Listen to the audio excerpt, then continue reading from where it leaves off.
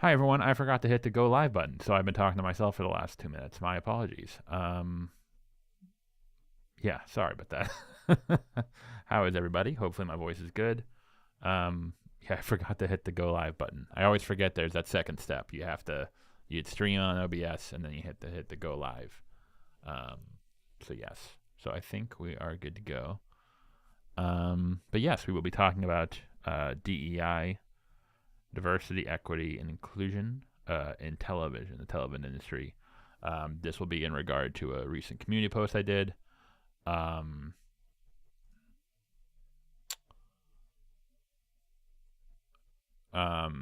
In regard to, so why is TV supposedly not as good as it used to be, or why is it failing? What is the issue with writing, et cetera, et cetera, et cetera. Okay, let me just make sure everything's good.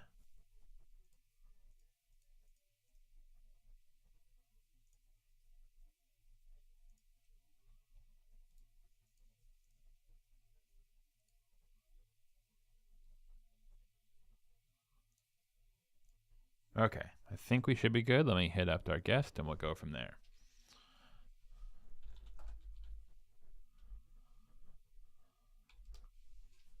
Right, Matthew? I think we're good. This is gonna be a good convo. Ugh. Princess Diana conspiracies. Let's hope not. That was a lot. I think that really. I thought we were actually having like a good convo with like Twitter, and then it just got derailed. Oh man, and that was really my fault. I should have got us back on topic, or I should have just ended it there. It was a little bit crazy, but hello. Hey, how you doing? How's it going, man? Would you mind speaking into your mic just to make sure everyone can hear you? Yeah, can you hear me all right? Yeah, I think so. If you can turn your mic up a little bit. Oh no. Yeah, 'cause it's a little bit low.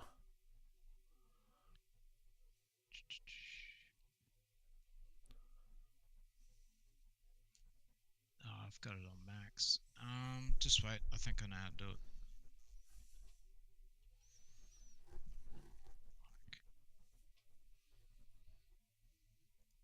Is that any better? That's very nice. Just make sure if the mic is nice and close to your face, just because I think it can be finicky, but I think that sounded better. Yeah, it's a headset, so it's just Okay. what I got at the office. I don't have my condenser. Okay, I think that's good. It looks like the levels are equal. If it's low, the chat will let me know. But yes, sir. Thank you very much for coming on. I hope you enjoy. I don't know if you're watching the stream. I hope you enjoy the picture of us I've posted. I actually really like this one, the Lawrence of Arabia one. Yeah, I can see it. Yeah. Yes, and I have a new HD image, Celtic Phoenix. Raymond helped me clean it. He did all the work. He didn't help me. He did it all. He cleaned it up for me. So it's looking pretty good. Well, there you go. All right. Okay. So if we want to kick off, I know you mentioned you might want to talk about Chris Stuckman, quote unquote controversy first. Yeah, I guess so. I mean, there seems to be a lot of discussion on YouTube and the internet in general at the moment with regards to Madam Web, because of this Madam Web movie coming out, and then Chris Stuckman doing a video, and there's been quite a lot of reactions to that.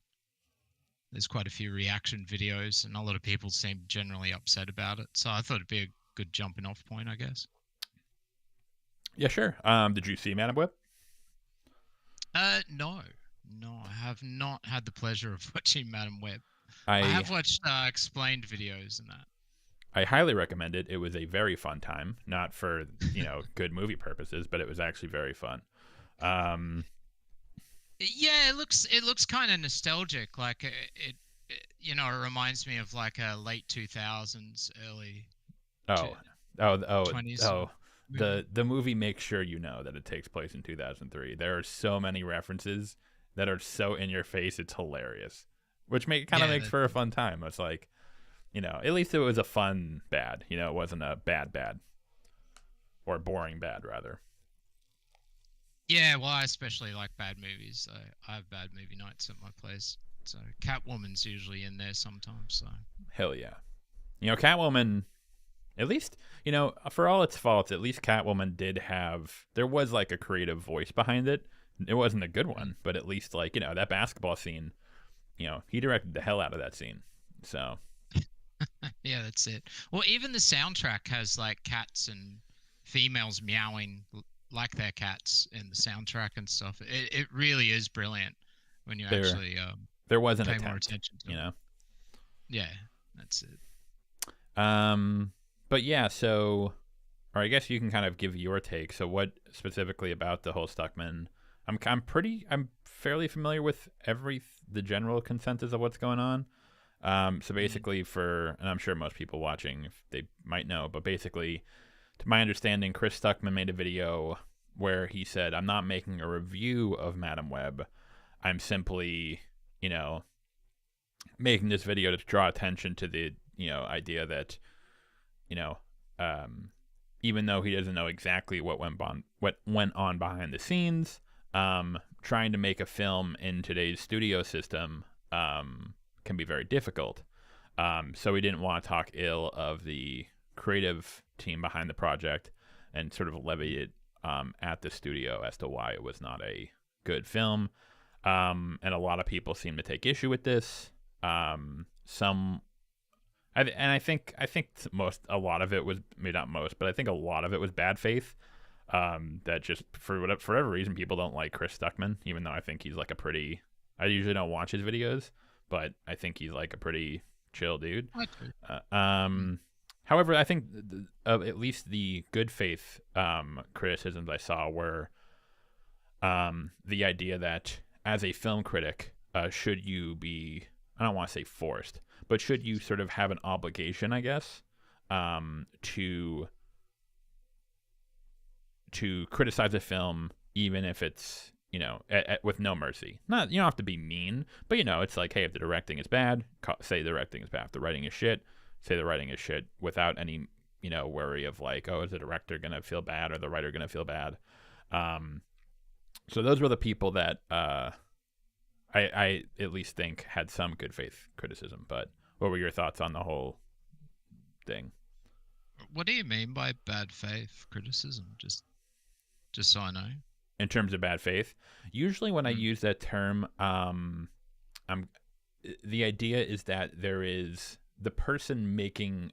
So if I were to take, say, if I'm talking about the Stuckman situation, it comes off as less, hey, I'm trying to make a coherent point about the issue I have with his point of view, and it's, I don't like this person, so I'm just going to find issue with it no matter what, and basically cast his intentions in the worst possible light. One of the things I saw a lot was the accusation that, well, the reason Chris Stuckman is no longer giving negative reviews to films is because he's in the industry now and he wants to foster relationships. He doesn't want to step on any toes. Um, Well, and that is partly true, but he has stated well, hey, that. well, no. To my understanding, he said that as a creative, he understands how difficult it is to make a film, and he doesn't want to needlessly, because there's a difference between saying, hey, I understand the difficulty that these creatives have in making this product, so I don't want to, like, shit on them if they have to deal with a crappy studio system, which I think is a fair something to say, although I personally don't agree with it. I think I would still, I think you can still recognize that while also, like, honestly critiquing a film. However, many were kind of framing it as if, well, the reason you're doing this is because you don't want to, like, alienate those people so you can further your career, which didn't seem to have any sort of merit to it. For my understanding, he is making a film. I think I backed it on Patreon, I believe, or whatever, the Kickstarter, or whatever. So yeah, I personally find that accusation unfounded, and that seems very spiteful. Like they're assigning intention to his actions for seemingly bad faith reasons. That's where the bad faith in this situation comes from. Well, I mean, I don't know about that video in particular, but he has mentioned in the past, like for the last 2 years, that he was going to move away from criticizing and being negative about films as much. And that was one of the reasons, because he is trying to get into the industry as well. Well, hang on. It Hang on, wasn't. real quick. Is the reason that he is trying to enter the industry and has experience with filmmaking and understands how difficult it can be, or did he specifically say, "Well, I'm doing it because I want to schmooze and get on the good side of other filmmakers, so I can all in the effort, not for any sort of solidarity reason, so I can further my career." Yeah, There is a difference that's there, what I was right? going to point out. Okay, yeah. Yeah, it was both. Yeah. Oh So no, he did talk about it. I don't think it's both. Oh, Did he say anything to that effect?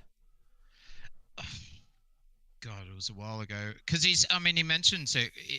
The problem is he's always talking about his film, and so it's in so many different movie review videos over the last 2 years. I mean, there was a general consensus that he wanted to move away from being negative about movies in general for a variety of reasons. That was one of them. Well, one of Another them, one was to be clear, in a reaction. yeah, to be clear though, one of them was that he, as a filmmaker, he sort of I just want to make sure we're not getting confused. To my understanding, his reason was, hey, I'm also a filmmaker, so I understand the difficulties they go through, so I don't sort of just want to shit on them without taking into account the studio system. Now, again, I think you can still disagree with that, but there seems to be a larger portion of people who seem to and this is where the bad faith comes from. They're sort of assigning a very selfish or self-serving intent to his actions, where based on everything I know about Chris, of what I've seen of him, he seems like a pretty genuine, nice guy.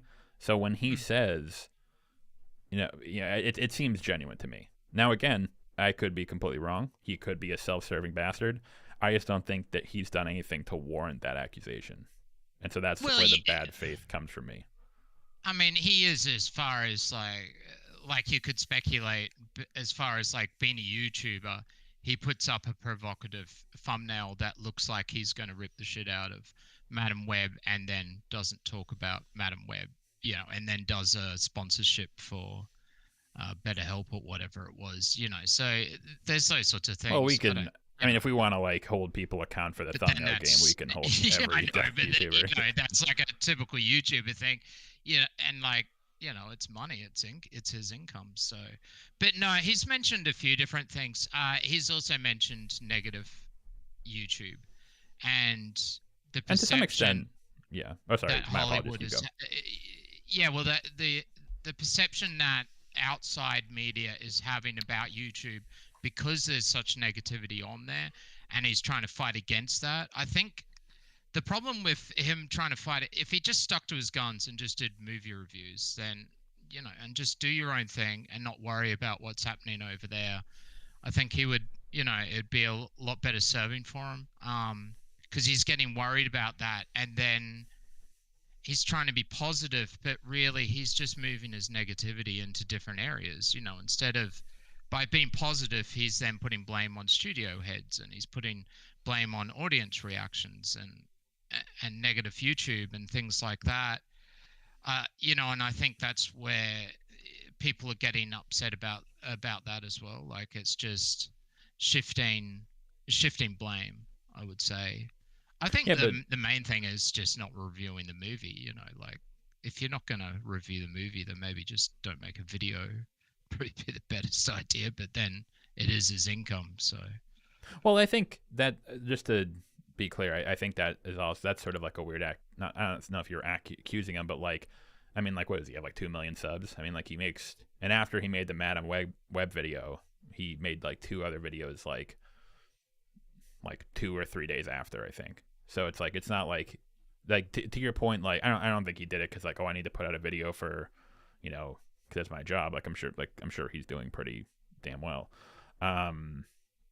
But to the point you made about shifting the blame. Well, it would have been scheduled. You know what I mean? Madam Web would have been in his calendar to do, and so maybe. There's certain numbers that he has to meet to get with that contract. It's like, okay, this video is speculated to get X amount of views, for this sponsorship deal. Yeah, but again, but that's just YouTube. Yeah. But he's a YouTuber with 2 million subscribers, and he makes like multiple videos, probably like how many a month? Like probably a decent amount, maybe a dozen.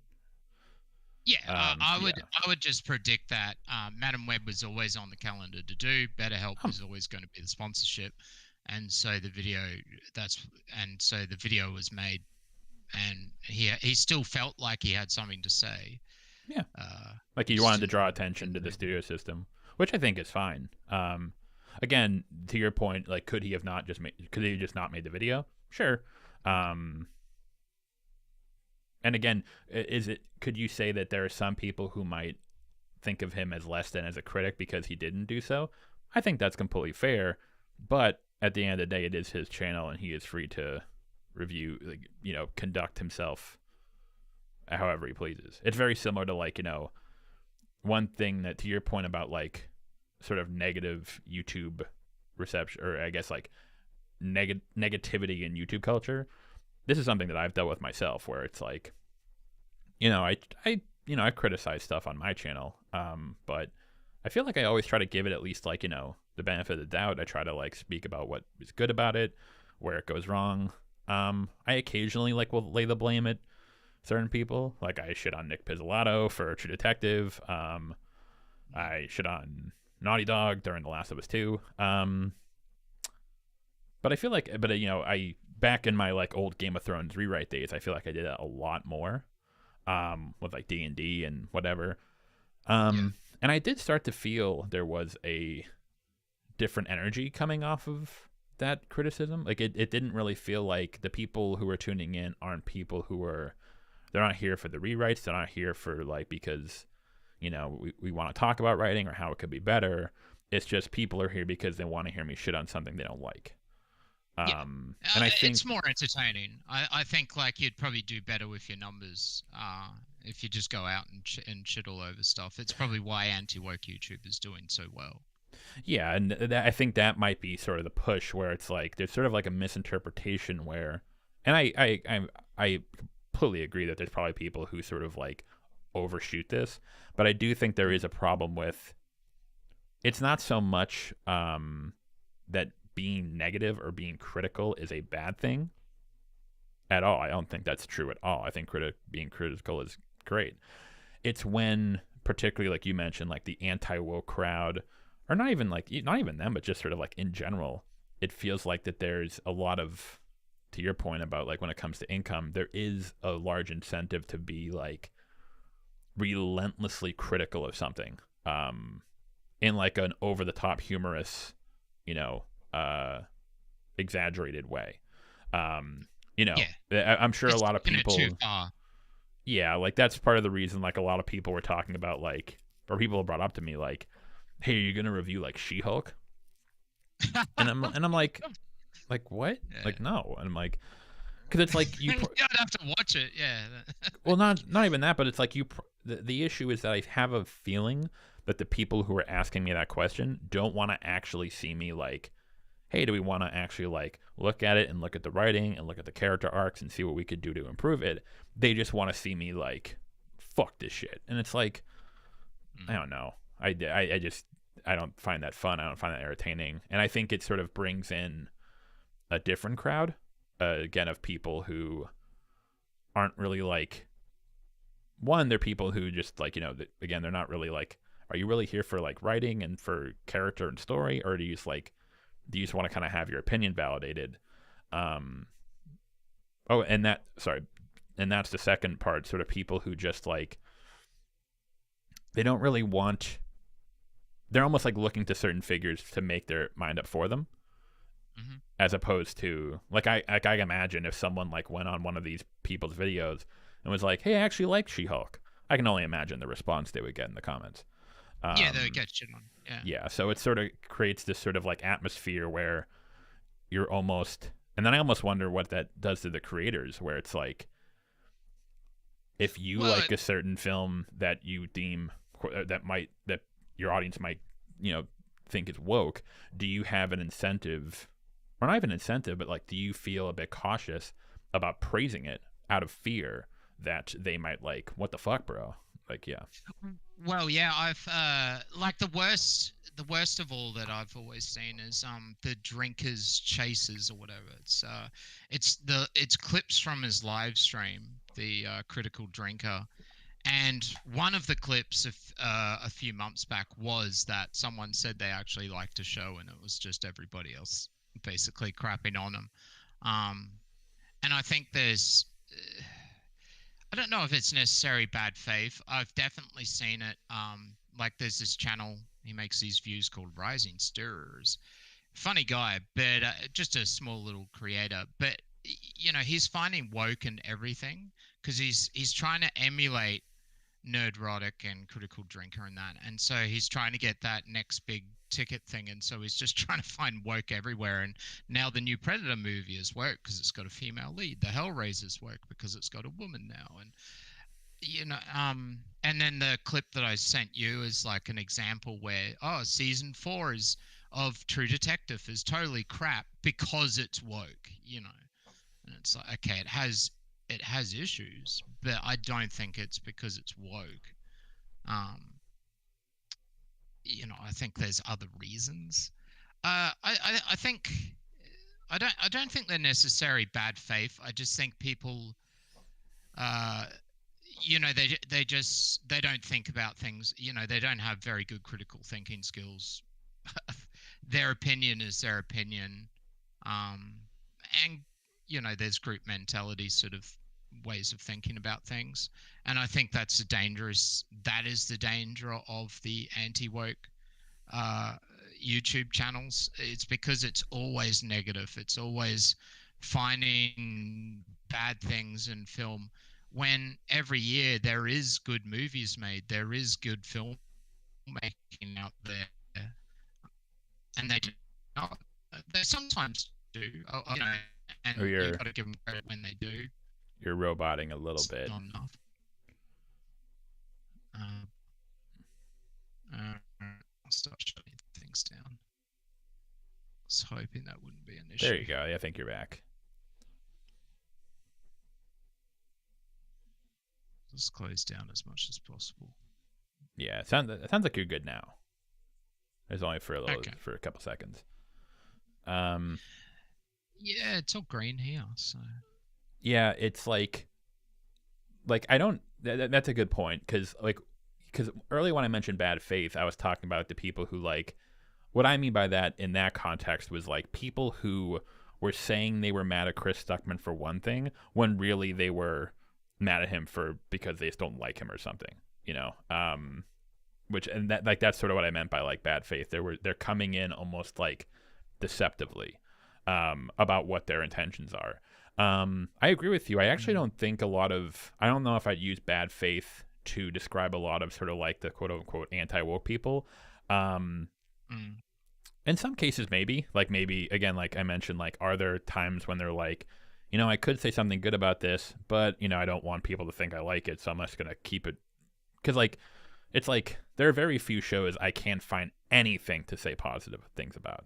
Like, even if they're small or a few, like, even like True Detective season 2, even Last of Us Part 2, like these, I would say like I talked at least 15 to 20% of the videos are praising it. You know, there's like, here's where it went right, but here's where it went wrong. Yeah, I don't think love the characters in season 2, by the way.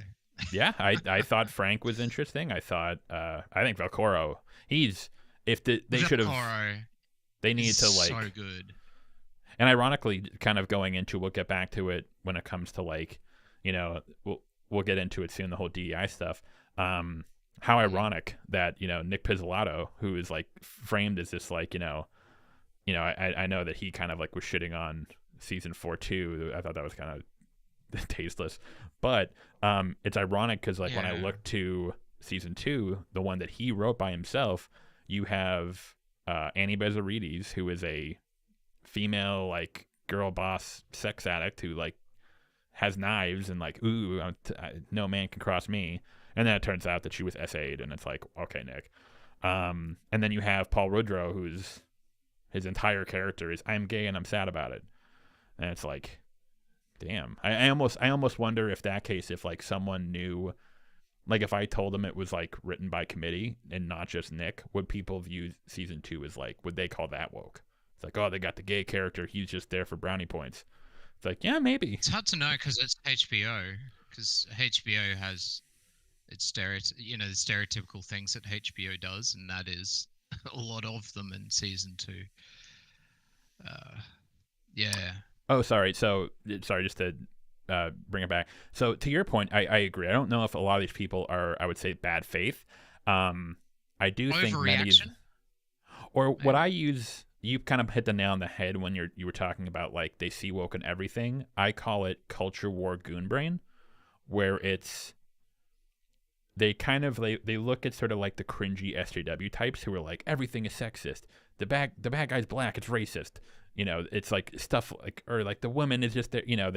They're people who will take any sort of story and just rip it apart, and they'll find every little thing to like, this is problematic. This is problematic. And like most regular people are like, in some cases, yeah, I can see it, but in most cases, you sound like you're insane. You sound like I think nuts. they overreact, and see, I'm very much anti identity politics. Fundamentally, I disagree with as an old school progressive. I think it's a complete 180 of what progressive meant. And to some extent, depending on what you mean, overreactions, yeah, it does more damage than it does good a lot of the times. Yeah, and depending on what you mean by identity politics, I'd probably agree with you. This sort of shit, like, what did I see?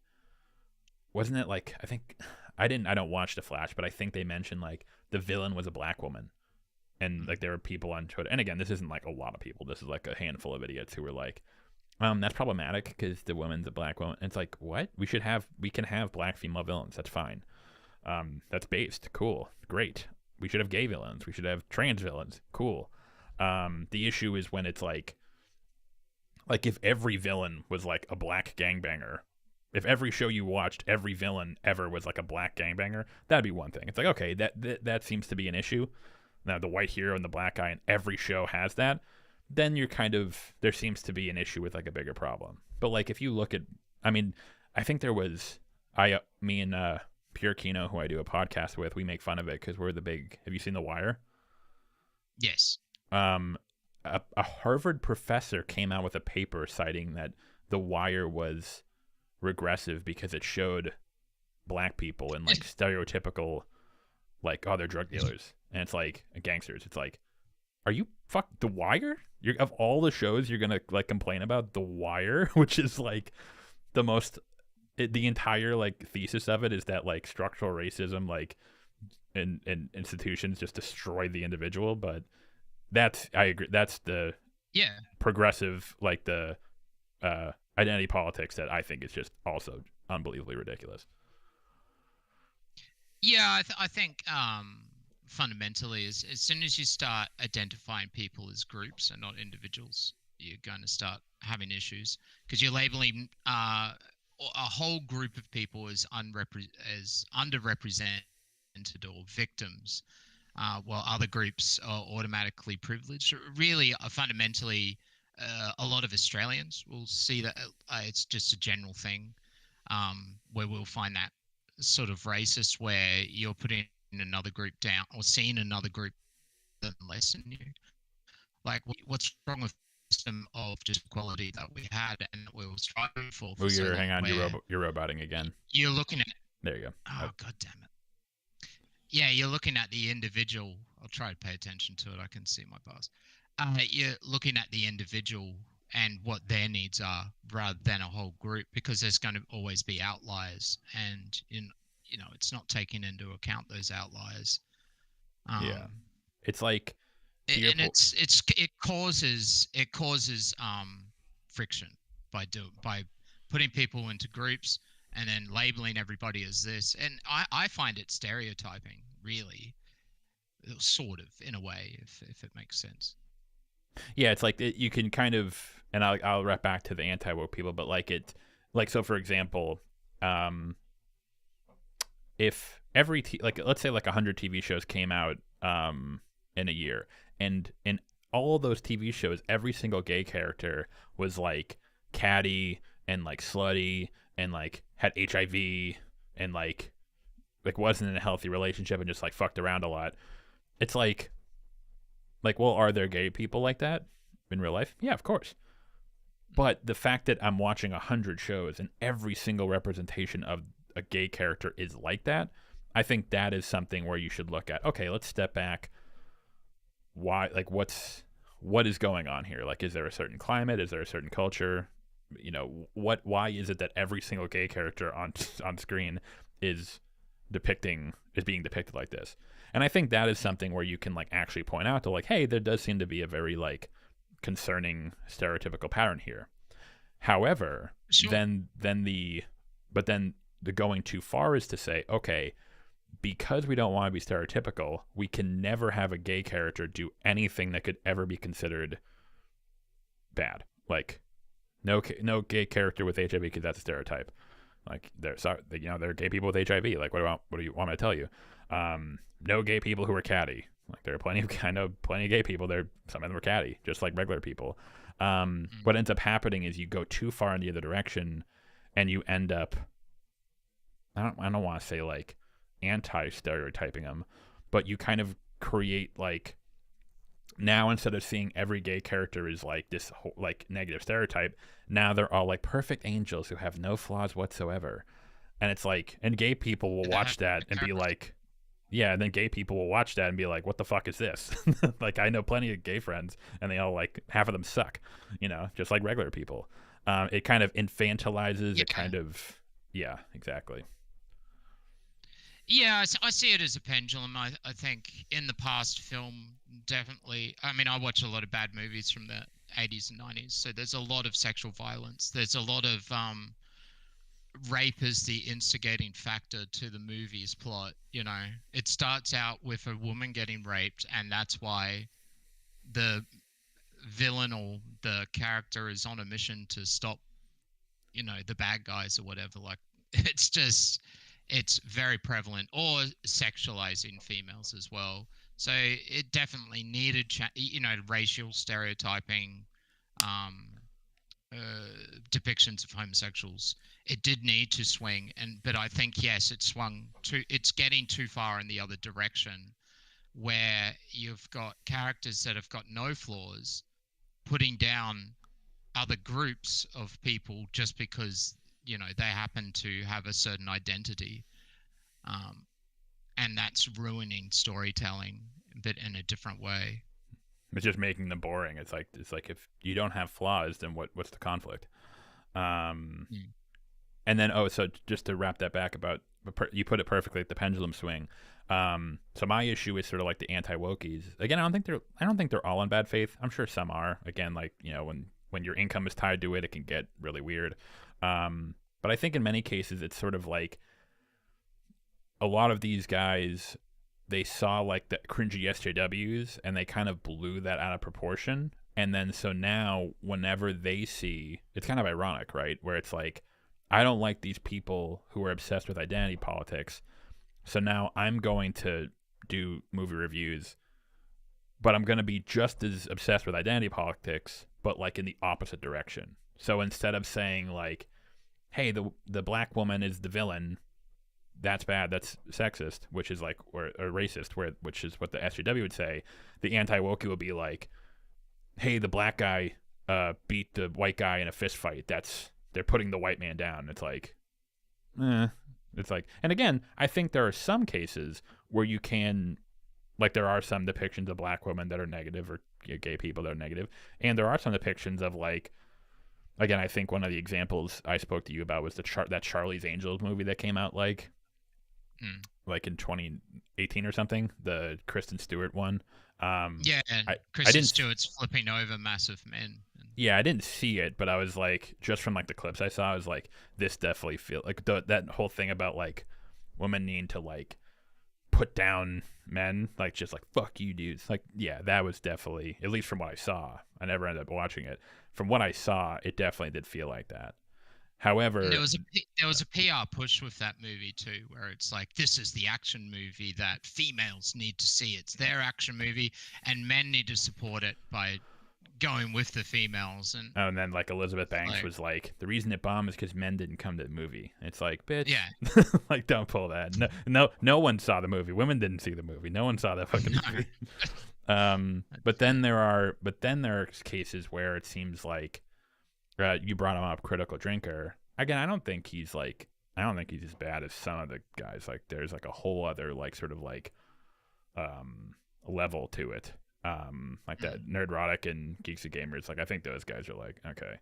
But I remember Drinker made one of his critiques was of Across the Spider-Verse, and it was his critique was like, yeah, they did Peter B. Parker dirty in this movie, and they did it, or he at least said it's like I can't help but think that they did so because he's the only straight white male in the movie, and it's interesting, and this is actually why I don't, because a lot of people sort of like, you know, I think Drinker is like in the league of the others. I actually don't think he is, because if you actually look at his comments on that video, you'll have most of, if not most of the comments, all like kind of pushing back against that. They're like, no, that's kind of weird. Like that's why would you think like he wasn't even the only straight white guy in the movie.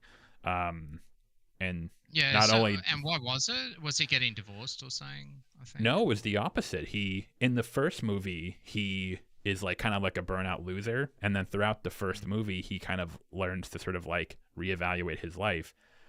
And then in the second movie, when we catch up with him, he has a baby. He mended his relationship with his wife, and he has a little baby now, little Mayday. She's really cute. Yeah, I don't know. I have to go back because I remember thinking like that was sort of like the perception of a lot of people where they're like, I feel like you're just trying to find an issue here.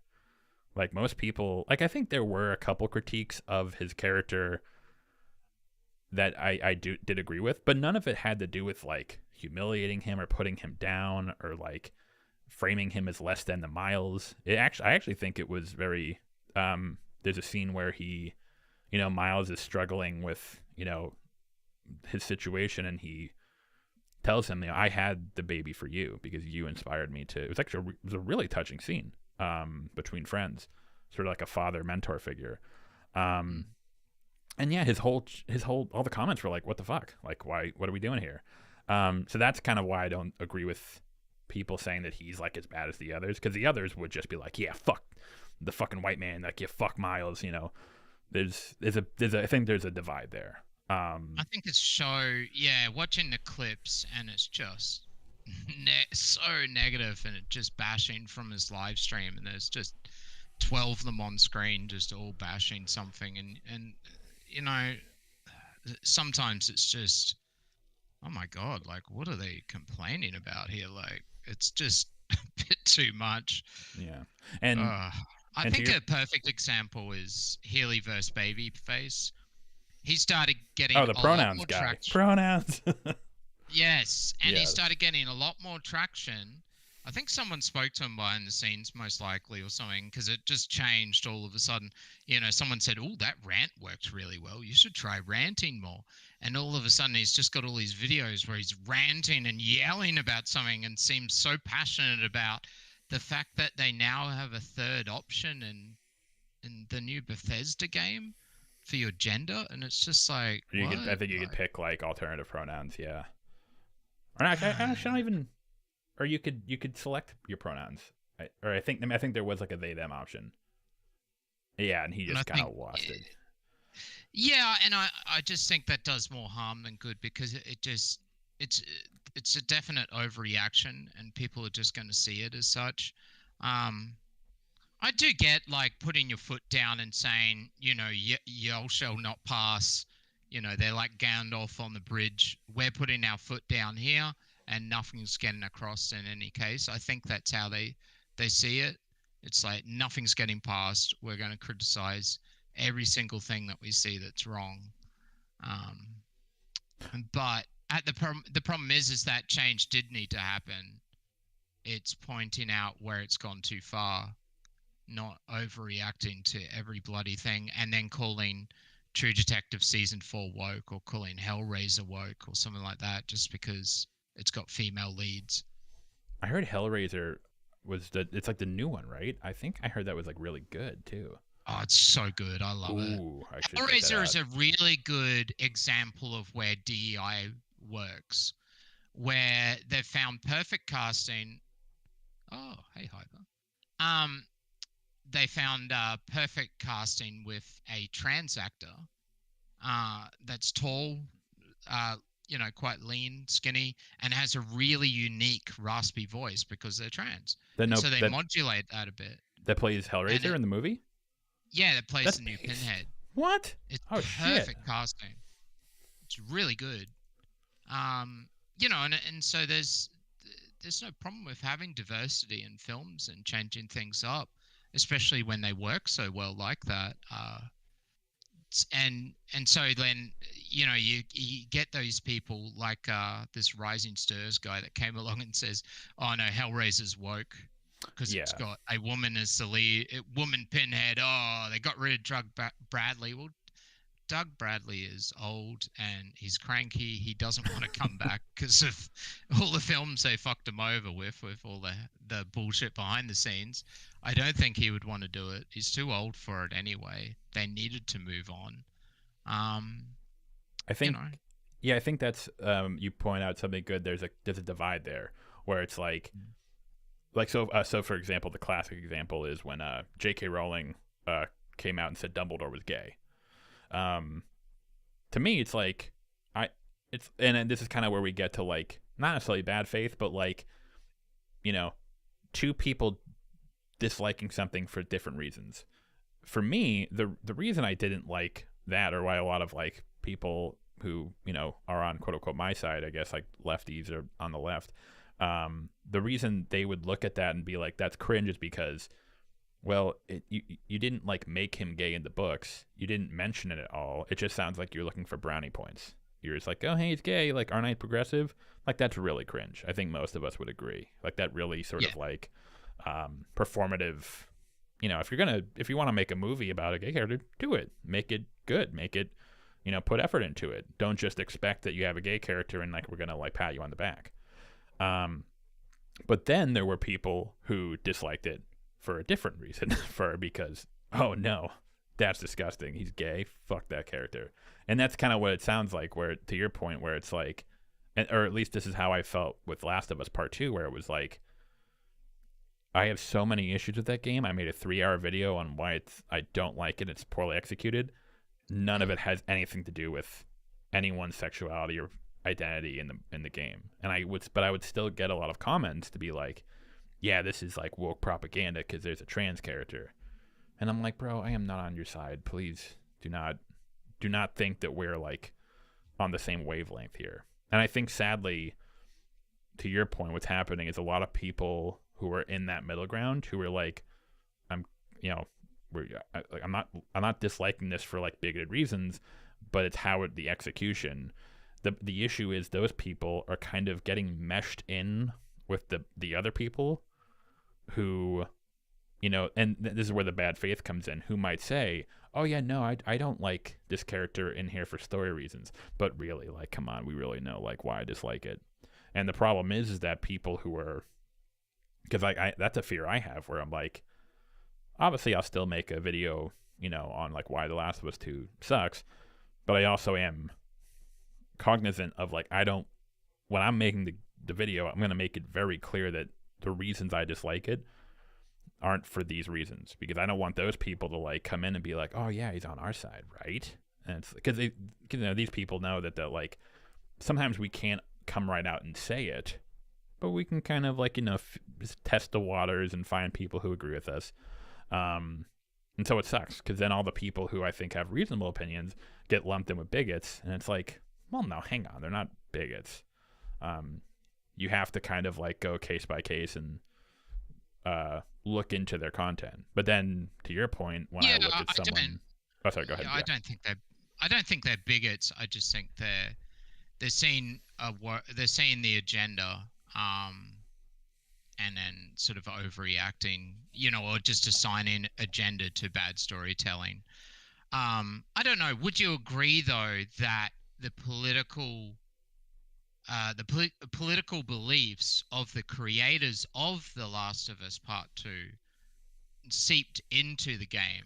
and that's why they chose certain characters to have certain sexualities and things like that. Maybe that's where they're seeing the issue as well. I would agree that. However, I think and this is kind of where we can get into the DEI discussion. That was a good little intro. I think that paired it nicely. I would agree with that. However, I do think that the issue isn't that they're correct that like, hey, this person's political, opinions, and you can see it doesn't even have to be political. It could be their moral, philosophical, what have you.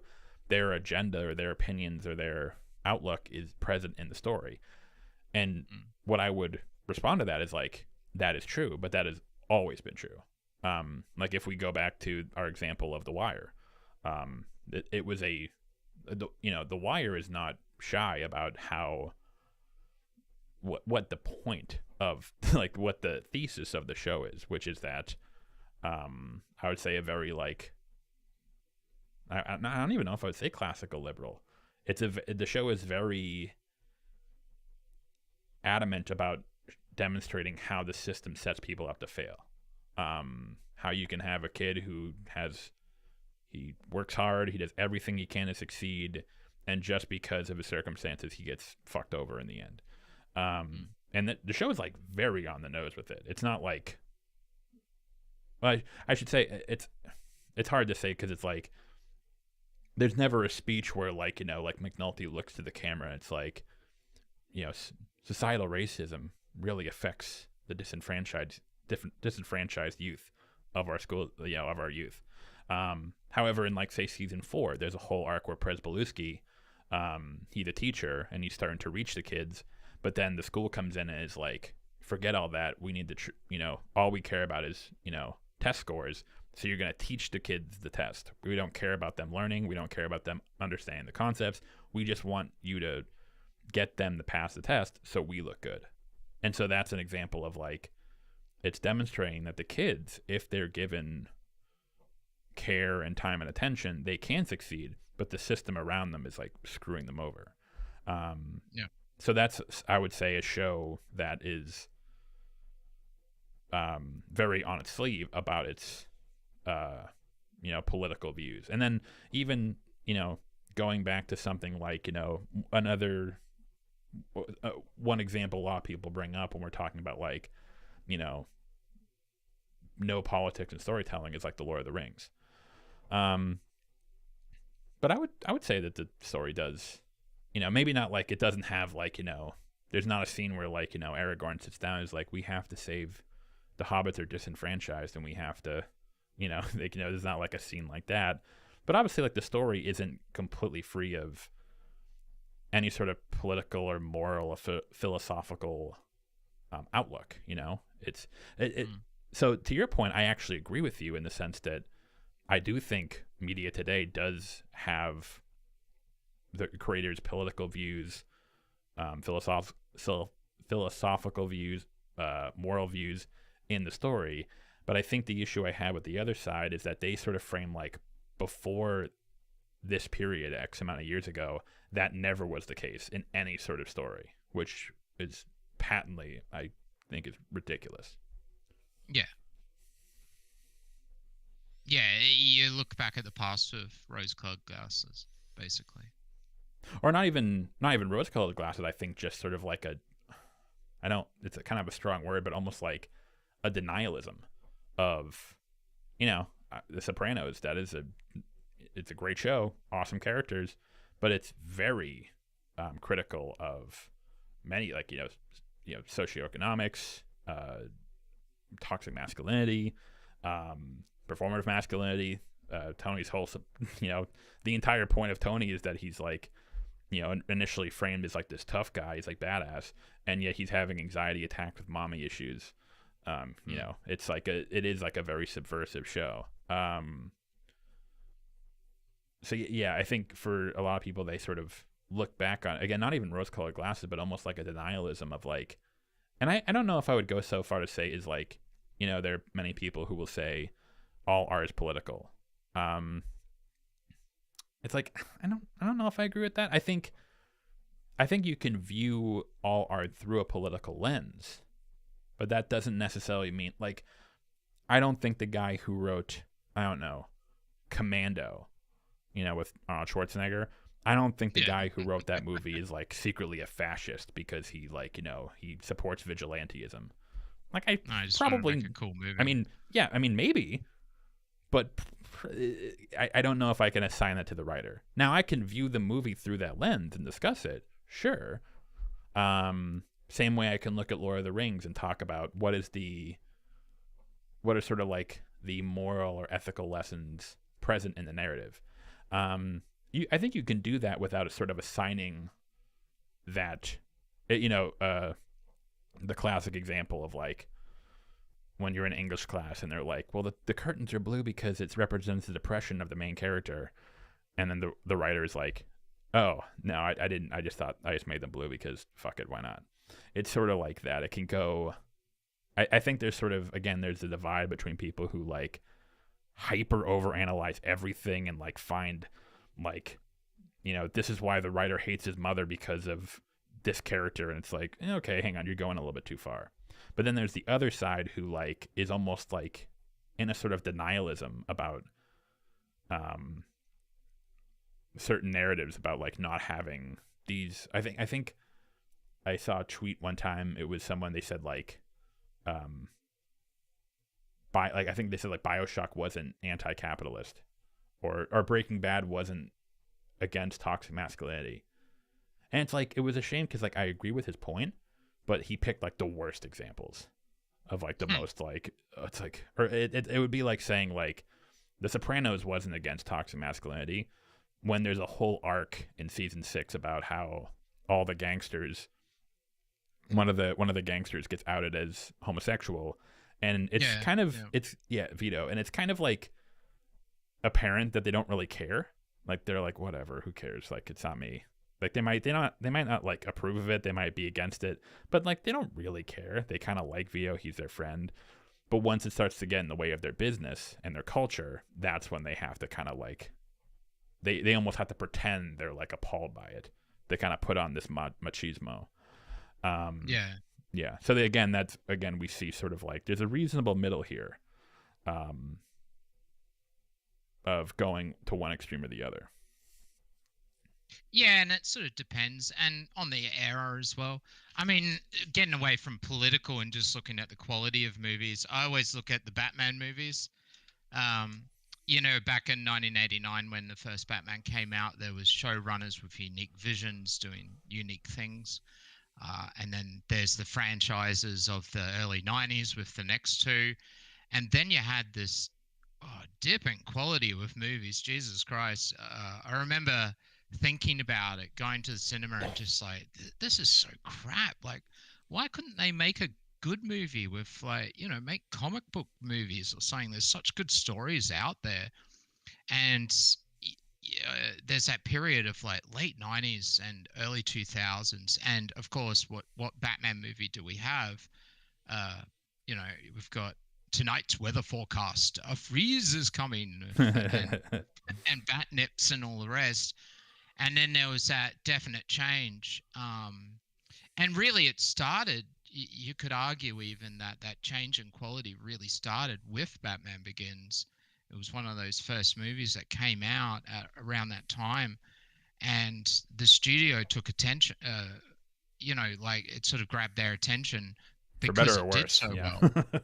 Yeah, because it did so well, and they're like, "Oh shit! If we actually write good stories here, and actually give the audience what they want instead of just going all out with cringe, more people seem to turn up, but that's amazing."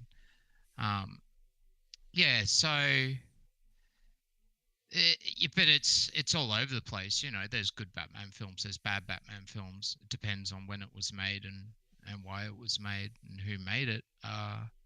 So there's definitely political issues with past films.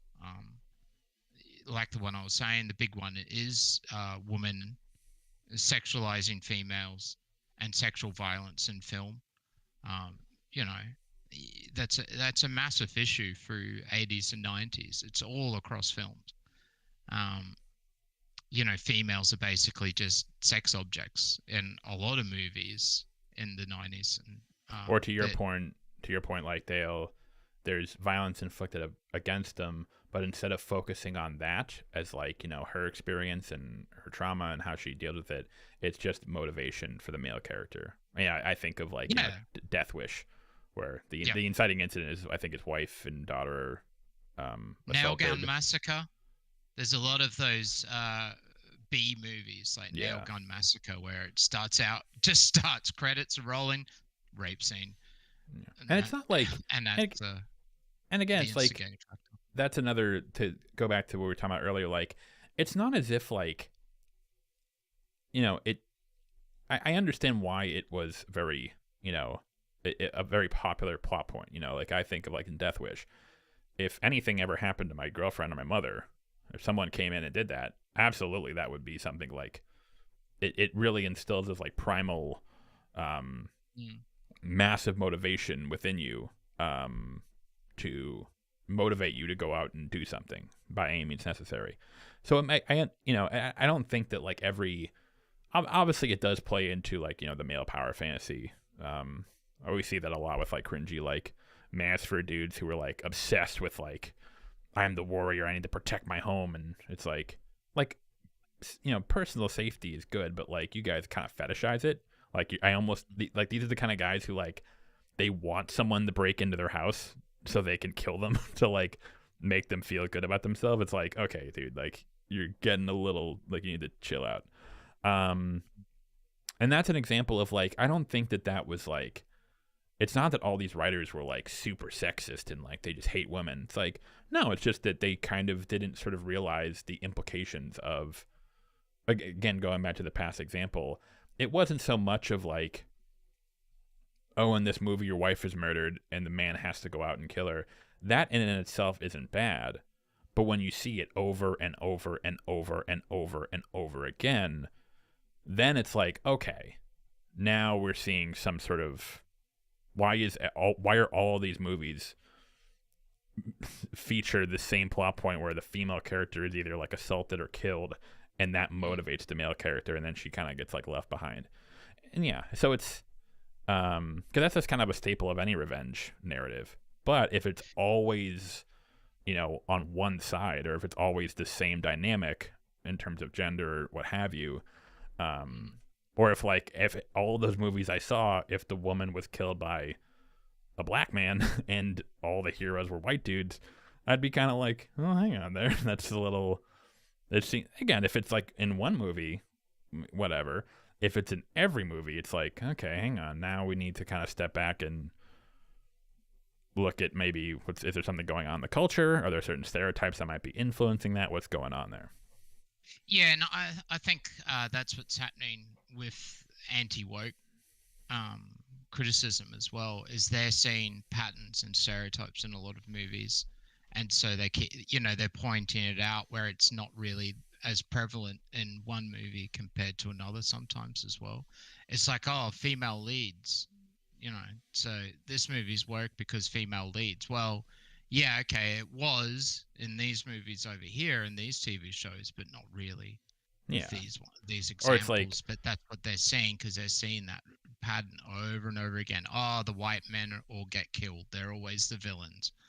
They're always dumb, And it's funny because there are certain cases where very similar to the SJW types who were like, did you see what they did to the black woman in that movie? And it's like, I can't remember there was an example of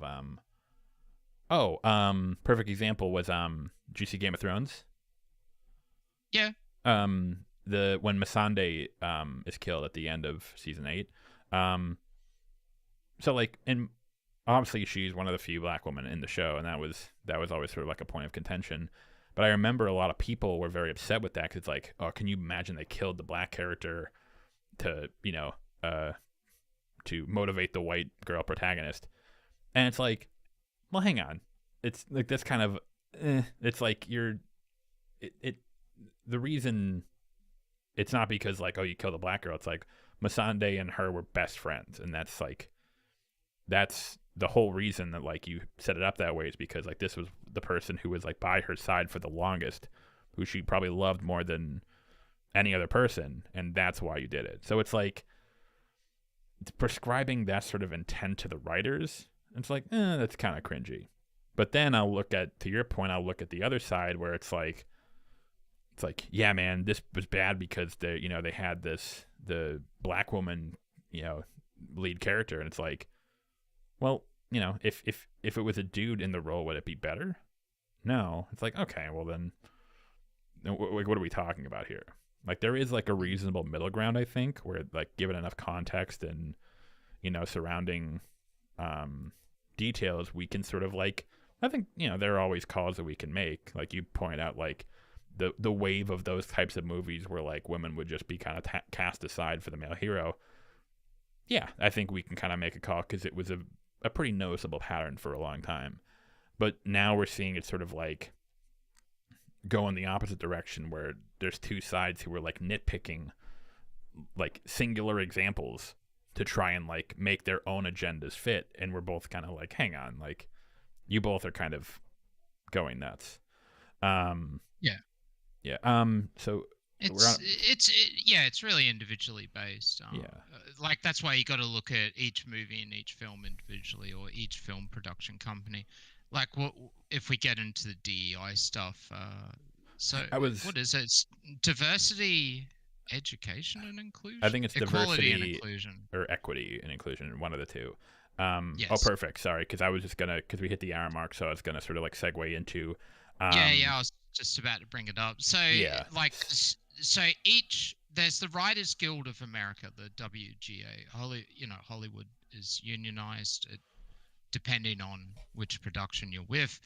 But a lot of writers would be attached to that. And then you have your film companies that have a DEI policy or DEI guidelines that then impact the crew and the staff working on the show, the actors that are cast in the show, and then the actual stories themselves.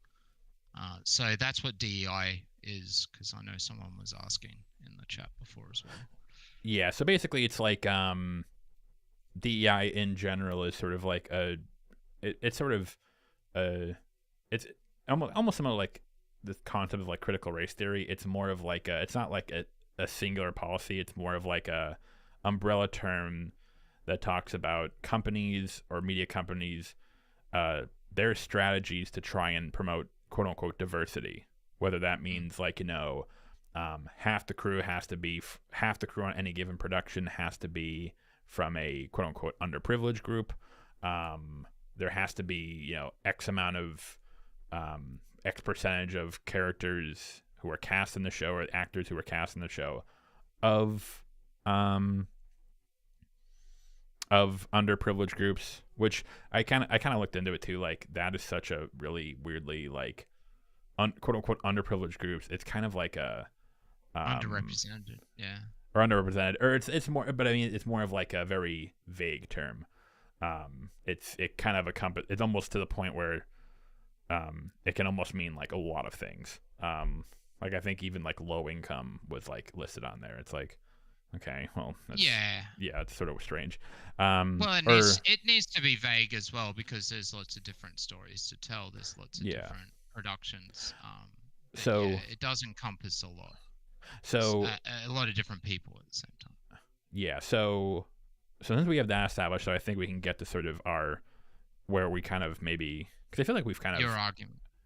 Where we disagree, which is to what extent is DEI having a negative impact on the quality of particularly TV shows, but even we can talk about film.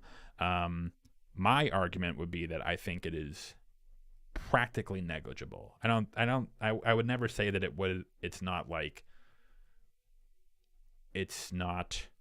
it has never had a negative impact on any sort of series or a film or any sort of thing like that. Like I'm sure it has. But after looking into a lot of particularly like the concerns raised by the WGA during their strike this past year, it seems like it's like a drop in the bucket in terms of the larger issues as to why, and I might want to kind of like go into that with you first. it's a drop in the bucket as to why there is in my view, a sort of like misguided perception on the idea that TV or film writing has quote unquote gotten worse over the last maybe like 5 to 10 years, maybe, I guess.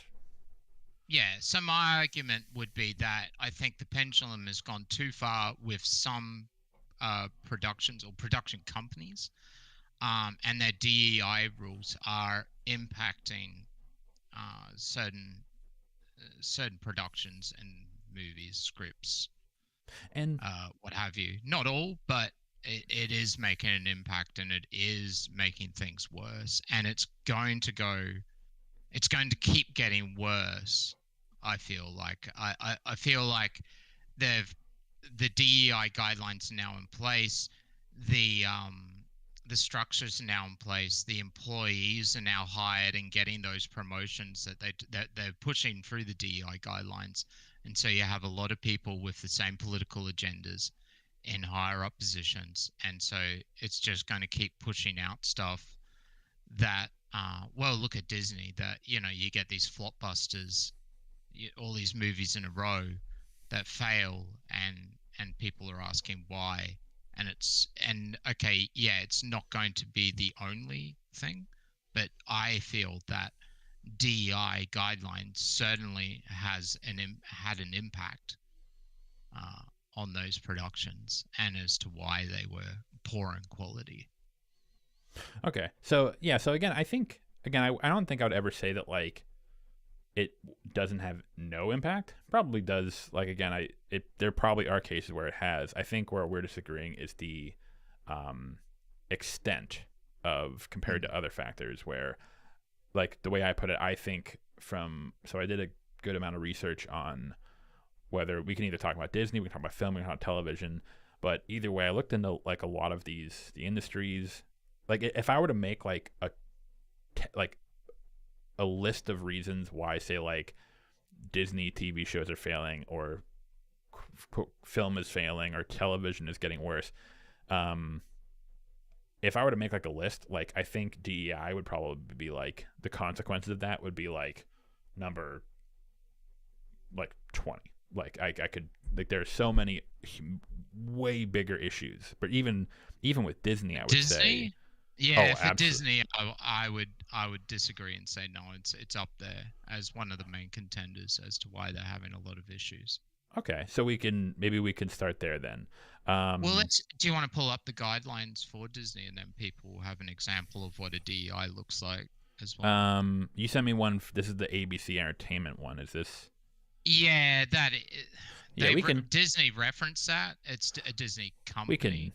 We can use this. It's fine. They're probably similar. Hang on, let me. They're very similar. The percentages are sometimes different. Oh wait, that's a PDF. Like this one's. Yeah, it is a PDF. Actually, let me see if I can just share my screen. You can run it off the website otherwise, if you want the web address. What did I just do with it? It's just I had to run a VPN. I do have the link. Here. I've got it. Hang on. I got it.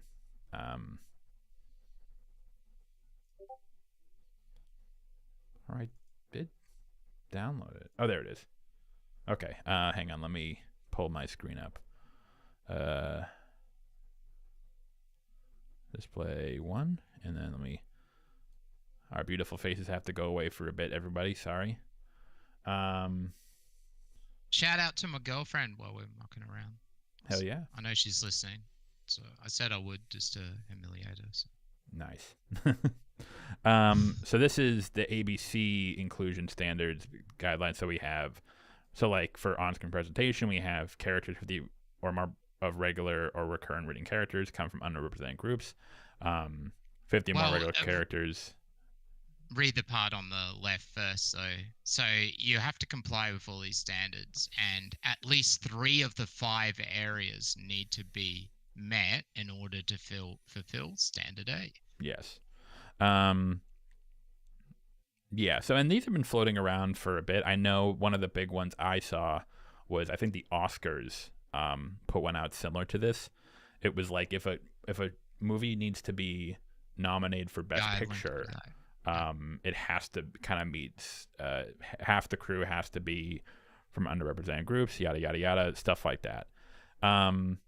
However, it was interesting because I remember when that came out, and this is sort of like we might agree that they're stupid for different reasons. The reason I thought that was stupid is because there was a writer or a journalist who came out and like broke down the last like the previous 20 years of Best Picture nominees, and he compared it to the guidelines, and he was like 97% of films that were nominated for Best Picture already met the guidelines. It was because like, so for example,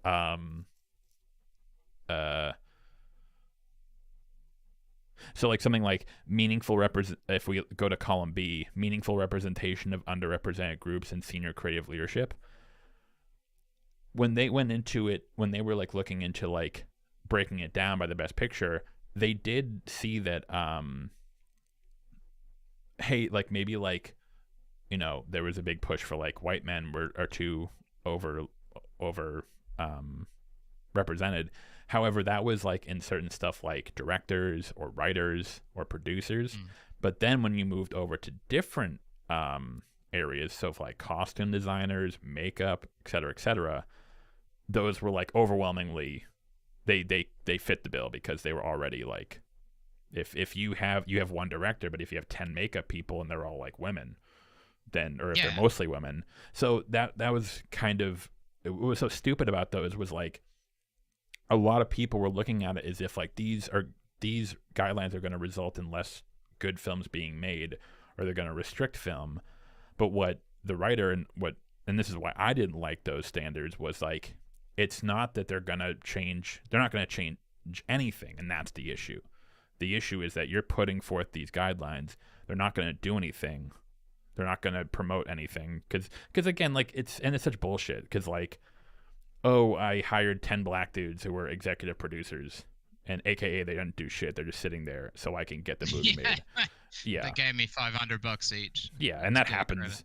There was, if you look into like diversity hires for writers' rooms, they're horror stories, because there would, like, the writers would say they would like, you know, they would be the quote unquote diversity hire for the room, and they would just sit there and no one would like acknowledge them. They would just ignore them because they didn't have the street cred. They didn't have anything. They didn't involve them in the process because they were like, we know why you're here. And so I agree with, like, I think a lot of this stuff is really stupid, but I actually don't think that this is having nearly any effect on the stories being made. I think, because I even think I sent you some statistics after you sent me this, and it was like, I think it was Amazon, and they put forth their guidelines, which were very similar to this, and they were like, I don't know why they bragged about it, but they were like, between 2021 and 2023, we increased our POC representation by 3%.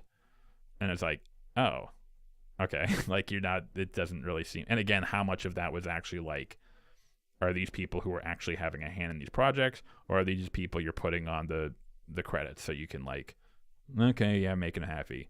So I agree with you in that I think a lot of this is like performative bullshit that isn't going to change anything, but I disagree in the sense that I don't think I don't think it's changing anything. I don't think this is having any effect on, or a minuscule effect on the quality of, if we just say like Disney TV or film or TV in general.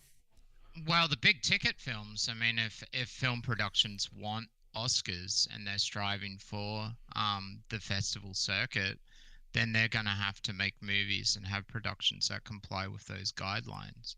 And now True. You're worrying about trying to get people into quotas.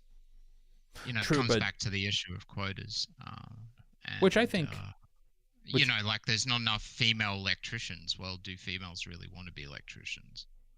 Some do, but not many. True, but I think, again, we want to be careful, because it's like, the question is like, I think we can probably agree that like most of this DEI stuff is probably really cringe, but I think it's like, the issue is that where we're disagreeing is like, I think most of it's performative, and it's because again, like I mentioned, the Best Picture stuff. Like I think it was like 95% of the Best Picture nominees already fit the bill. So this wasn't so like people were worried like none of these movies could be made, and it's like no, all these movies could have been made. Everything's fine. Everything complies with these standards. You could argue the What's your standards weren't favorite? my So, what's favorite, your favorite Disney movie of all time? favorite Disney Or movie. Oh production? jeez. Yeah, or production. Marvel included, all of the stuff they own. I don't watch much Disney. I would say I'd have to go Return to Oz. I love that movie. It's very dark for a kids' film. ooh, I don't know. I've heard of that, but I don't know that one. And it's good. Yeah. Of Disney stuff, I'm just going off the cuff here because I don't know. Um, maybe Finding Nemo.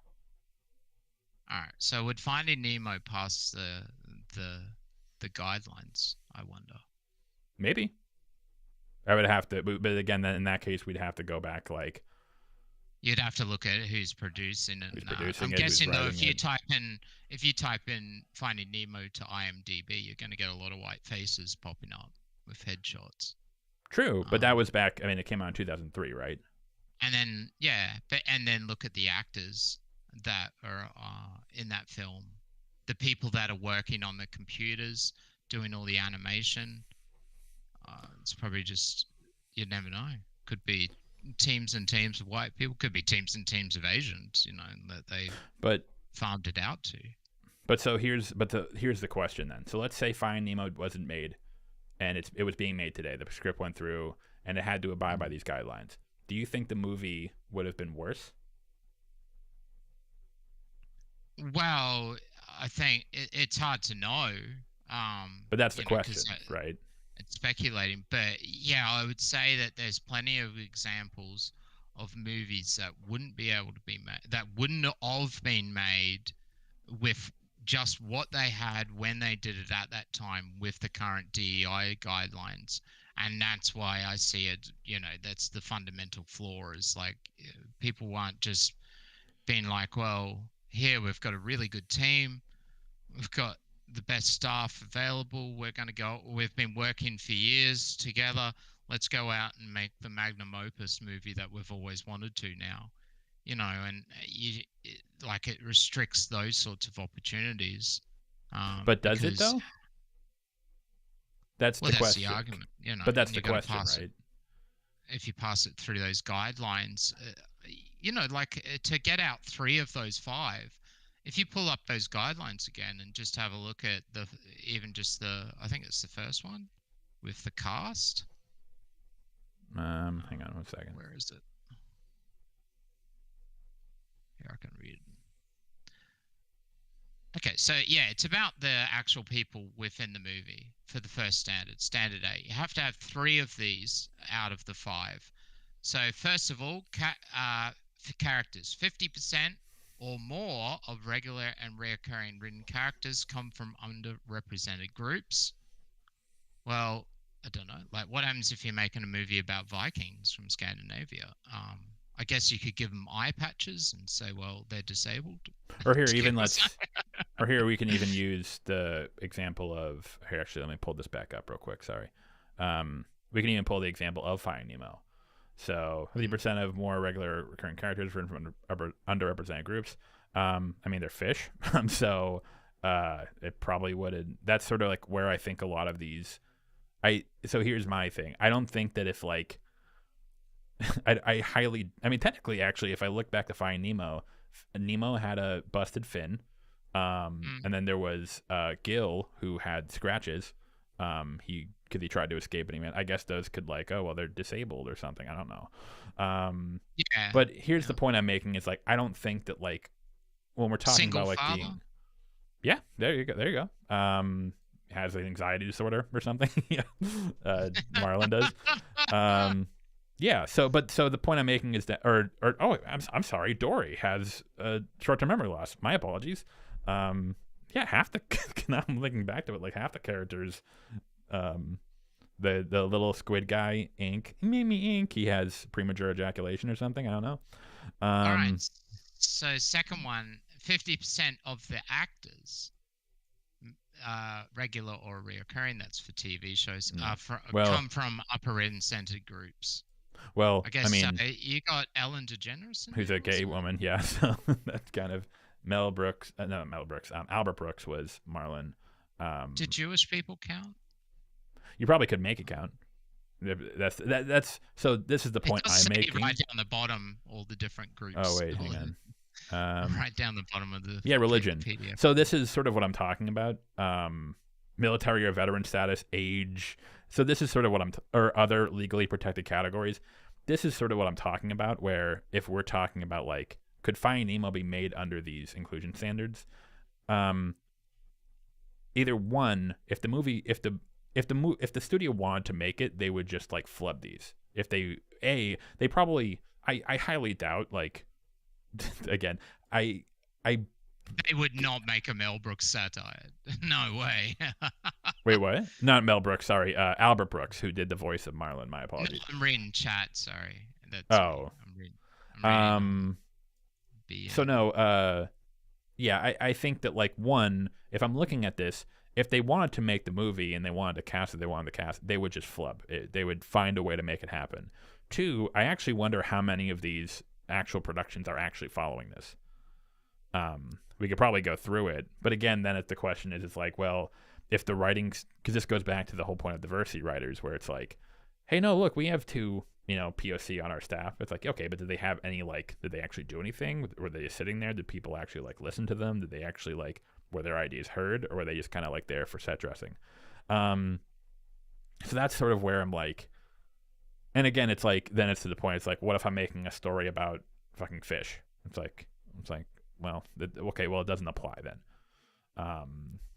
Yeah. So I don't. Again, it's like, they're here. I see these, but the point is I'm making is like, one, I don't even know if these are being applied across the board. Two, if they are, I don't know how valid that is in terms of, are people actually like doing what they say they're doing, or are they just kind of flubbing the credits, etc. And three, I don't know, even if they did follow these, would that result in the film not being made? But here's the question. This is what we're going to get down to. Let's say, so let's take, I don't know, I was going to say The Lion King, but I don't even think I can do that. I don't know. Let's maybe not an animation, maybe Pixar. Yeah, let's take The Beauty and the Beast, right? The remake that they made. So let's say I'm writing this, I'm making the movie, and you have Belle, you have the Beast, you have Gaston, you have all the characters, and in the mob scene, the scene where they're all going to get the Beast. If I remember correctly, I don't know for sure. I'm gonna venture to guess that most of them were like probably white. I think so. I haven't seen Beauty and the Beast in a while time. But let's say, for the example, they were. Or actually, here's a better example. At the very end of the movie, when you have, all the, the candle and the brief in the bookcase and the clock, and they all turn back into their human forms, right? If it turns out that like when they all turn back, half of them are like black, or some of them are Asian, or some of them are whatever, and that ends up making oh, see, look, it fits our inclusion standards. Would that movie be worse? Well, yeah, if they just wrote it in there I mean, it's going to impact quality if you're starting to write things into scripts and movie productions, just to get quotas out of the way and inclusion standards, of course. But would it? If I like had a scene where it's like, hey, there's 10 people in line and they're all white, but then and when I cast it, I make half of them black. What would that change? Well, they're supposed to be from a small European town, aren't they? I don't know. Where does Beauty and the Beast take place? So you're sort of now impacting the. No, but I'm saying, where does I don't know where Beauty and the Beast takes place. Where does it take place? It's like all I'm saying is I'm not really sure, but because I didn't watch the remake, I haven't actually seen the animation. It's the only one I haven't. It's a slippery slope to where you're now impacting the storytelling and what you're doing to try and fit things in there. I think the real big problem though is that you now have a lot of people within the departments as department heads within Disney, and you have you have DEI management and stuff like that now. That definitely have political beliefs and a political agenda, and so that is impacting on productions and what is being made. Uh, because there's those filmmakers that would just be like, okay, well, we can get it through the DEI guidelines if we do this, and twist that around, and this will fit because of this. But then you're going to have those people with a lot more people, especially in Hollywood, with political agendas that are pushing, the more extreme versions of, well, we need this car. We're going to have the first disabled pygmy Native Indian in this movie and make that and put it in our PR campaign. Or they're going to put political agendas and their political mindset into the production and what's occurring. Using the DEI guidelines as a backbone. So I think, just to get your argument, just so I can respond to it, is like you're worried that if because of these guidelines, that might result in certain people moving up the ranks to higher positions of power, and because they have the same political beliefs, they'll try to inject those political beliefs into the storytelling, which will then affect the quality of the product. Yeah. I think that's why the DEI guidelines and where all of this is coming from. I mean, it is definitely woke people with woke agendas, and that's why they've created the DEI guidelines and have these sorts of rules and for the Oscars and other stuff. That's why they'll set up with that, because they have that mindset, and that's why I think that it's getting too far with some productions. So I think because they're worrying about that instead of good storytelling, they're focusing on on inclusion and DEI stuff first and foremost, or it's a high priority. Let's just say. So the issue here is, well, it's twofold. I actually have the one response I would say is like, well, one, I don't think these two things are mutually exclusive. I probably, like, if I looked at, like, again, if we look at The Wire, that probably would fit a lot of these DEI guidelines, right? In terms of underrepresented groups, a lot of male characters, definitely. a lot of gay characters. So I don't think that these two things are, people sort of make it seem like they're mutually exclusive. Like, oh, if you focus too much on the DEI stuff, it's going to lessen the quality or take away from the storytelling. I don't really buy that. I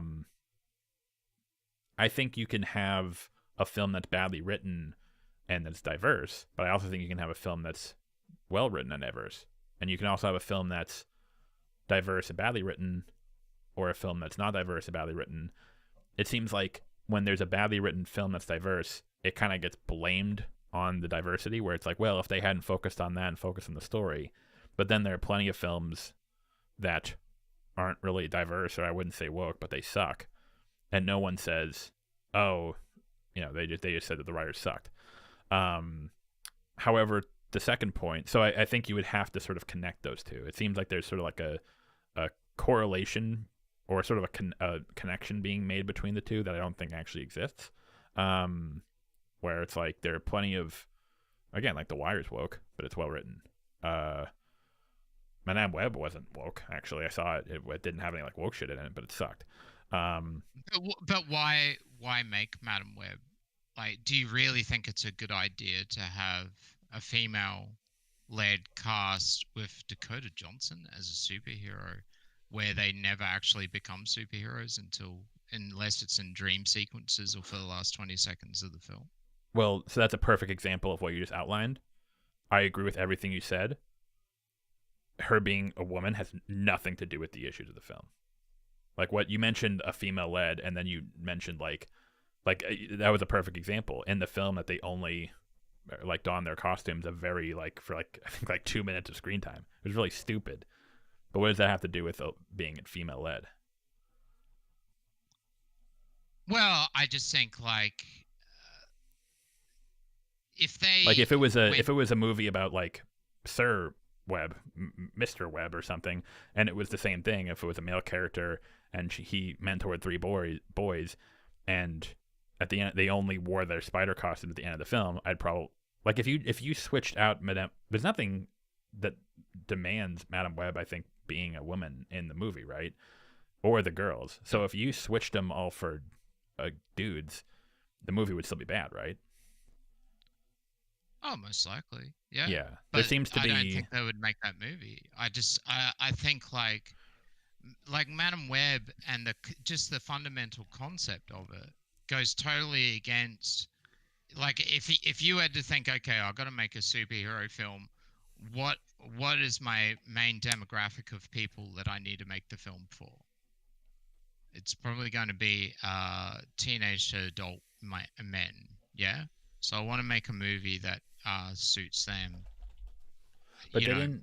But Black Widow made 300.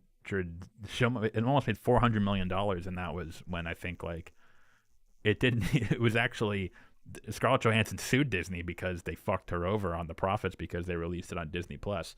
yeah, and they really should have done that movie a lot earlier.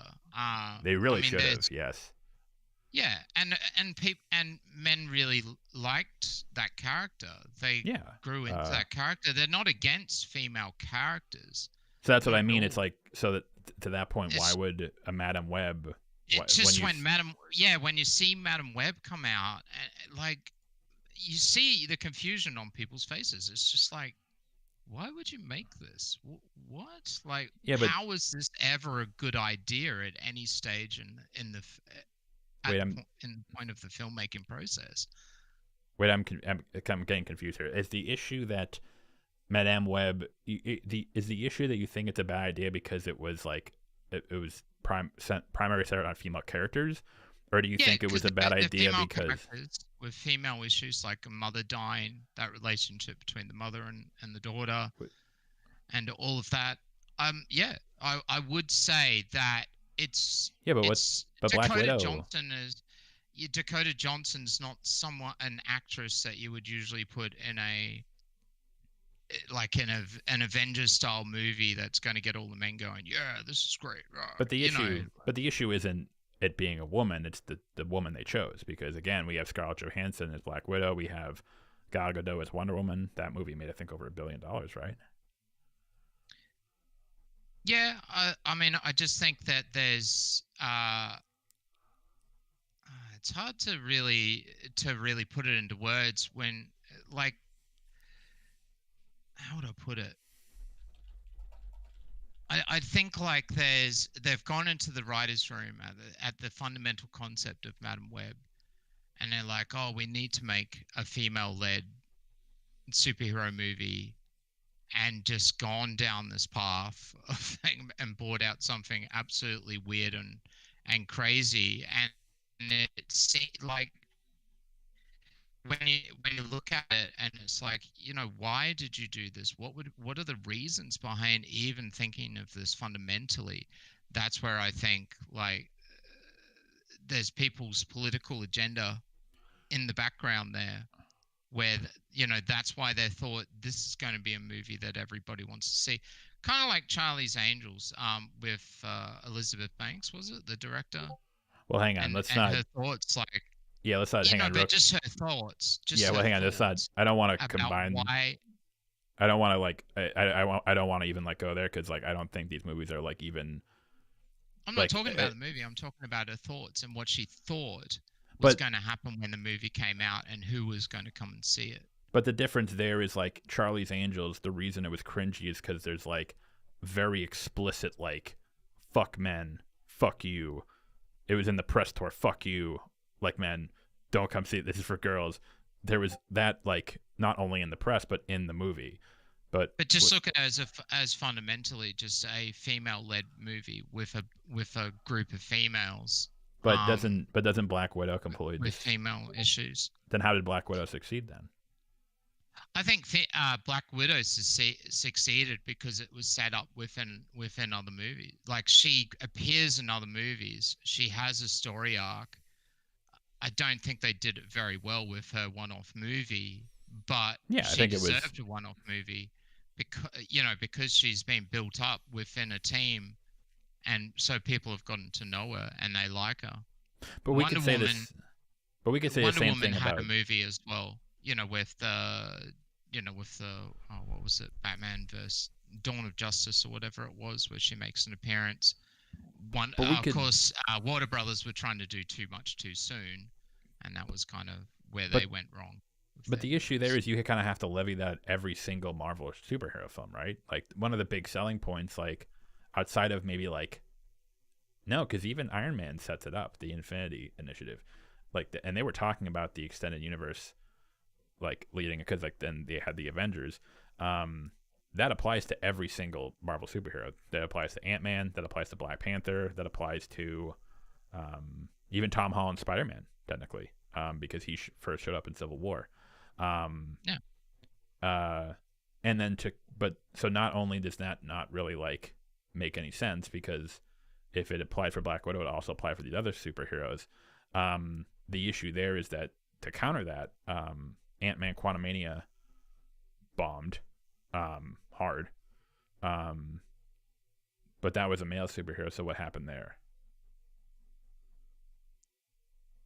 Well, I think with that, they've sort of lost direction. I mean, you just mentioned the Infinity Stones. What have they got to go after at the moment? Yeah, It was and I can. Kang. It's very fundamentally they haven't developed it like they did Iron Man had 3 films before we knew much about. We knew a few of the Infinity Stones, and we'd seen a glimpse of Thanos or heard about him, and he's like off on some planet doing something.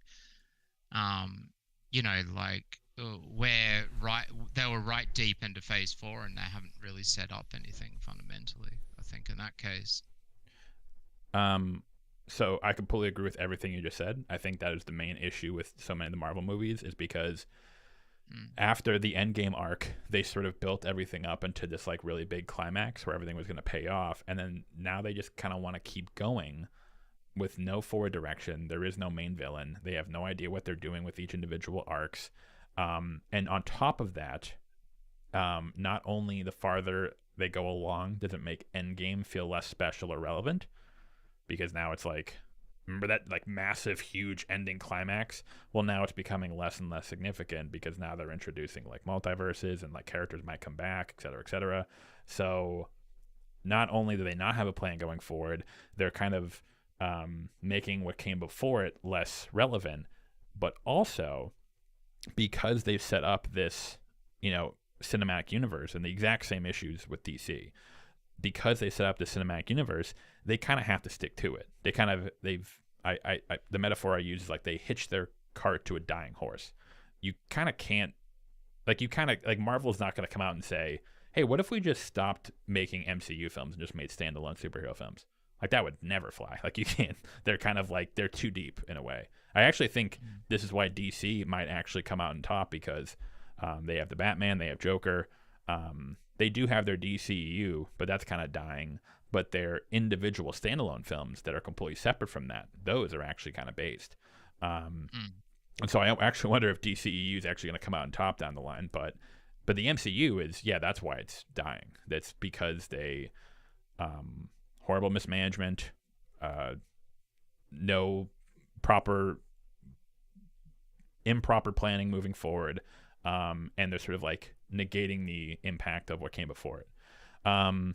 However, so this is where I'm trying to try to be like I don't want to be accusatory, but like it seems strange that when I said like if we take Ant-Man and Madam Web, both Mhm, films are bad critical reception, both are bombs.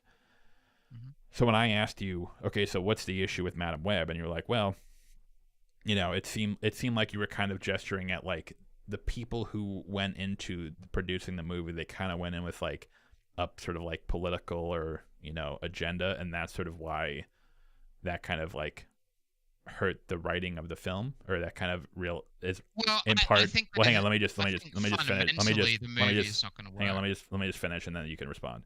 If I'm wrong, you can correct me. Um, so in that case, it kind of felt like you were saying, like, it seemed like you kind of jumped to you know it's like, well, what were they thinking with like the female lead and the female film in the audience?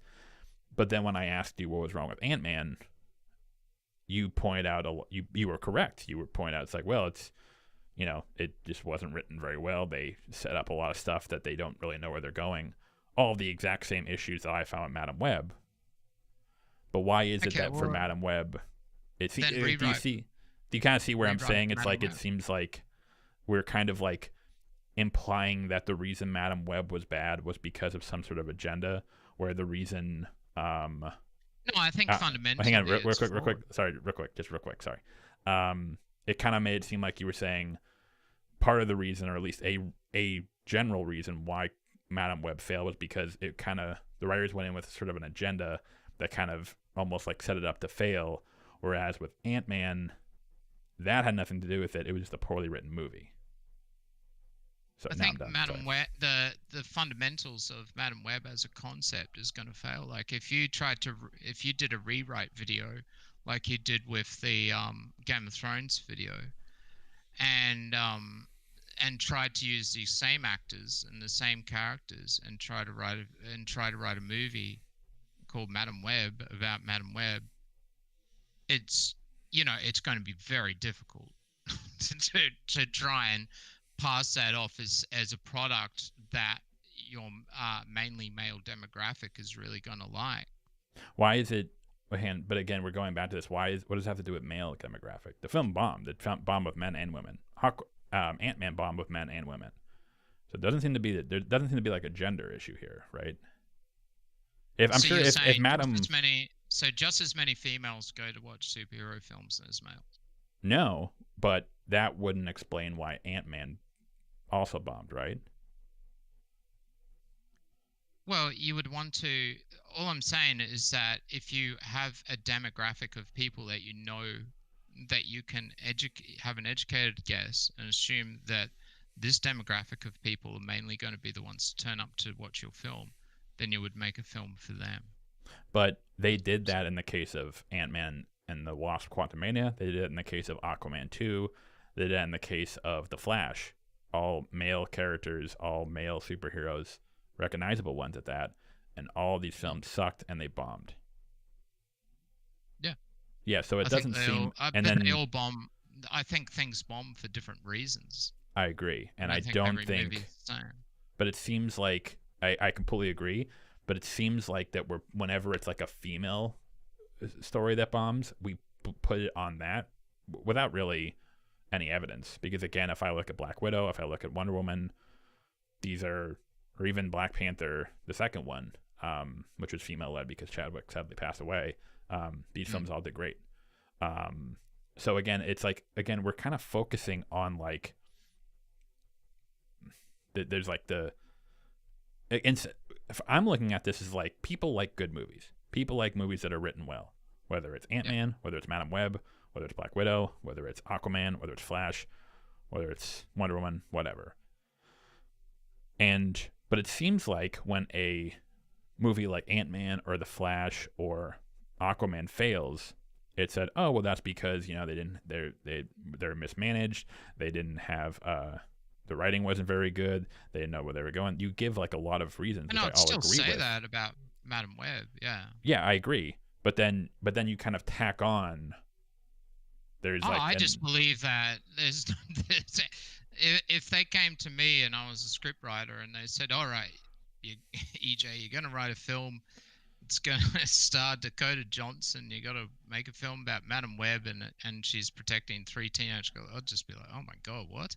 But again, if I said, no. but if aren't I in a pickle? But if I went to you and I said, hey, I want Mark Ruffalo, not Ruffalo, let me say, I want, I don't know, Austin Butler to play Mr. Webb, who takes care of 3 teenage boys, would you pick that movie? No, I think it'd probably still suck. But yeah, because it sounds like Yeah, because it sounds like you're taking issue with the casting, the concept, and the execution, which I agree were all bad Yeah, in Madam yeah. Web. I just think, But that I has, just think like why even, it interests me as to why they would even think that such a concept would even work. Like, why would they even think that? That's where I'm sort of coming from with it. It but just didn't, says it just seems so fundamentally flawed in their thinking. Like, but like, to come out and be like, what? doesn't that apply to Ant-Man? Like, if someone came to you and was like, "Hey, we're gonna make an Ant-Man movie," do you think you would be like, "Oh, that's really interesting," or do you think you'd probably like? I I remember think when it could Ant-Man. be interesting. Yeah. Yeah, but like, okay, If but you've read Ant-Man, yeah. yeah, but Especially if when he I becomes a zombie. yeah, but if I you love read that Madam shit. Web, I mean, like, it's. I mean, like, I completely disagree with what you said about like, oh, I couldn't rewrite this. Madam Web as a character has massive amounts of potential. She basically is a character who can like quasi like see the future, and like even in the movie there was actually a cool sequence where, of the very few cool sequences, there was a cool sequence where it's like maybe like an hour through the movie, the three girls are at a diner and she goes up and she um tries to she wants to get them and bring them to safety, but then the villain comes in, and then it's a really shocking moment, he like snaps one of the girls' necks, and you're kind of like, what the fuck?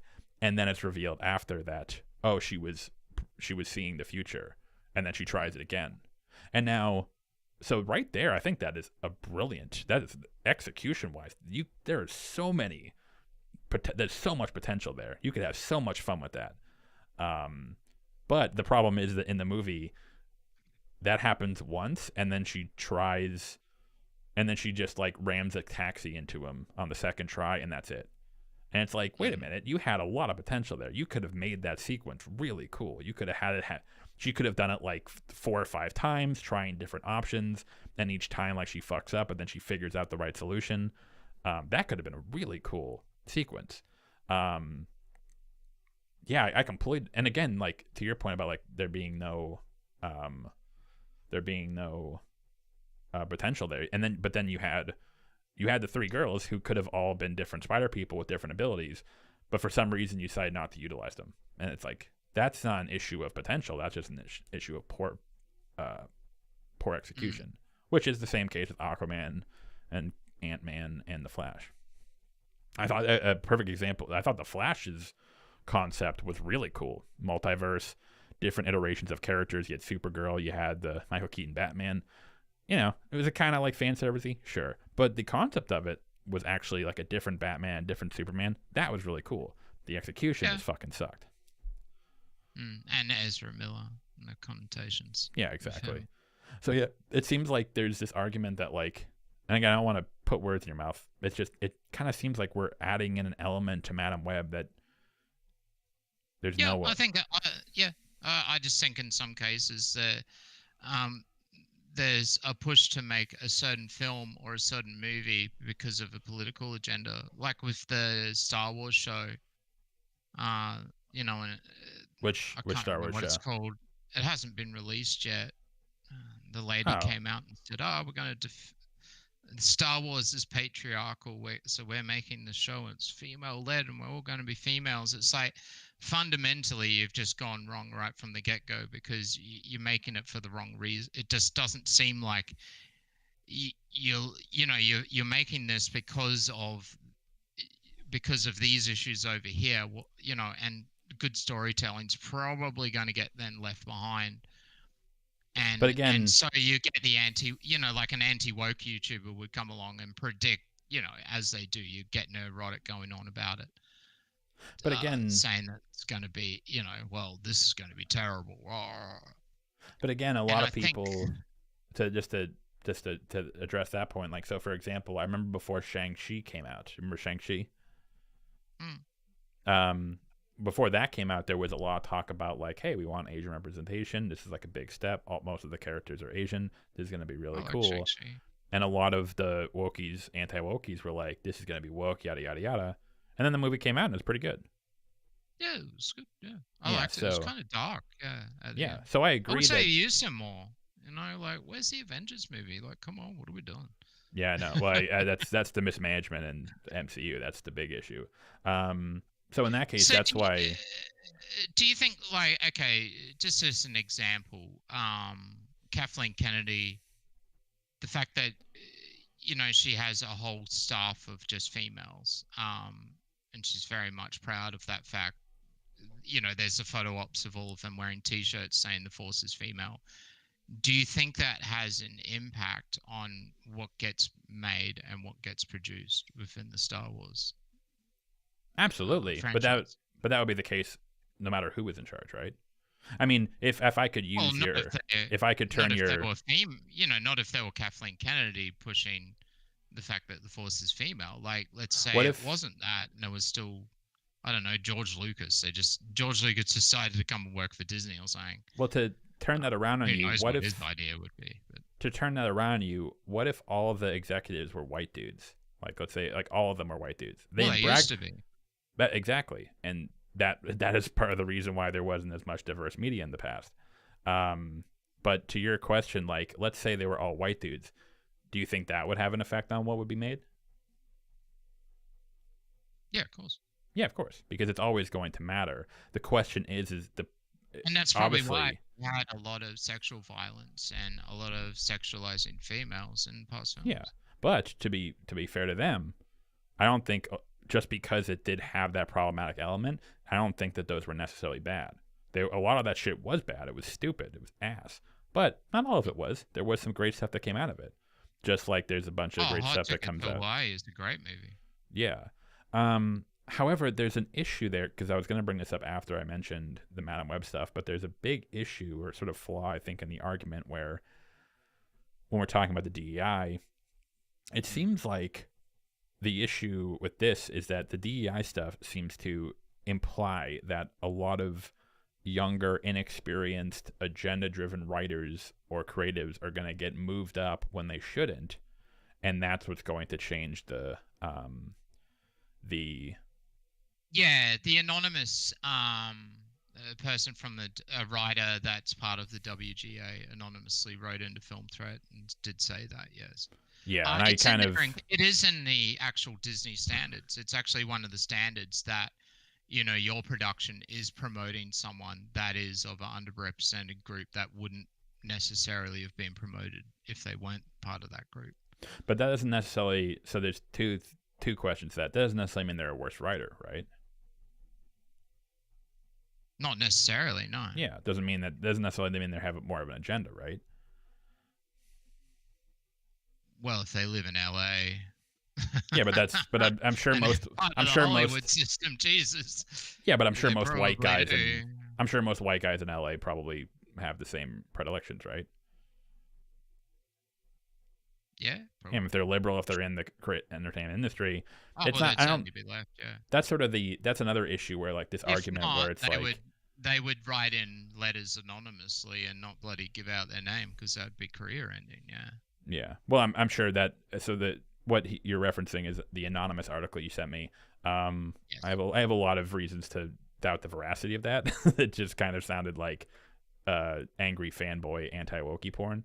Like there was a line in there where it was like the writer, these young writers care more about smashing the patriarchy than they do writing a good story. And it's like, okay, it kind of, I mean, again, it's anonymous, so maybe it's true, maybe it's not, I don't know, but however, that kind of people like that in Hollywood, though. What? That there are people who have like that would actually want to push agenda over good storytelling. Oh, of course, but that's the case. That's the case with every industry ever, and it always has been forever, right? That feminists want to smash the patriarchy, and are given positions to do so. Yeah, but again, that's like like kind of going back to what we were talking about like people putting their agenda or viewpoints or moral or ethical philosophies in media. That has always been the case, right? Yeah. Yeah.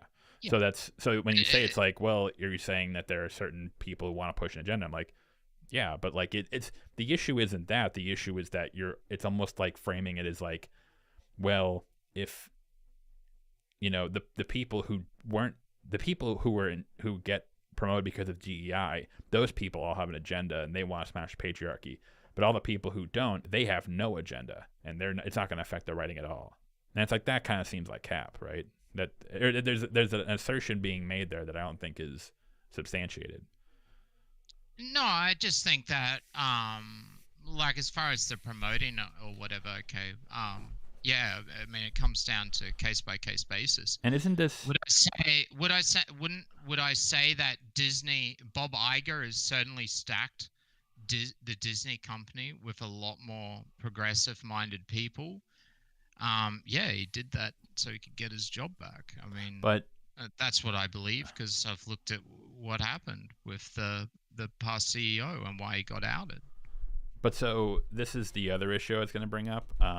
What's very ironic, this is what's so ironic about this argument, where a lot of people bring up Kathleen Kennedy as an example of, like, we're talking about DEI, we're talking about, like, put a chick in it, make it gay.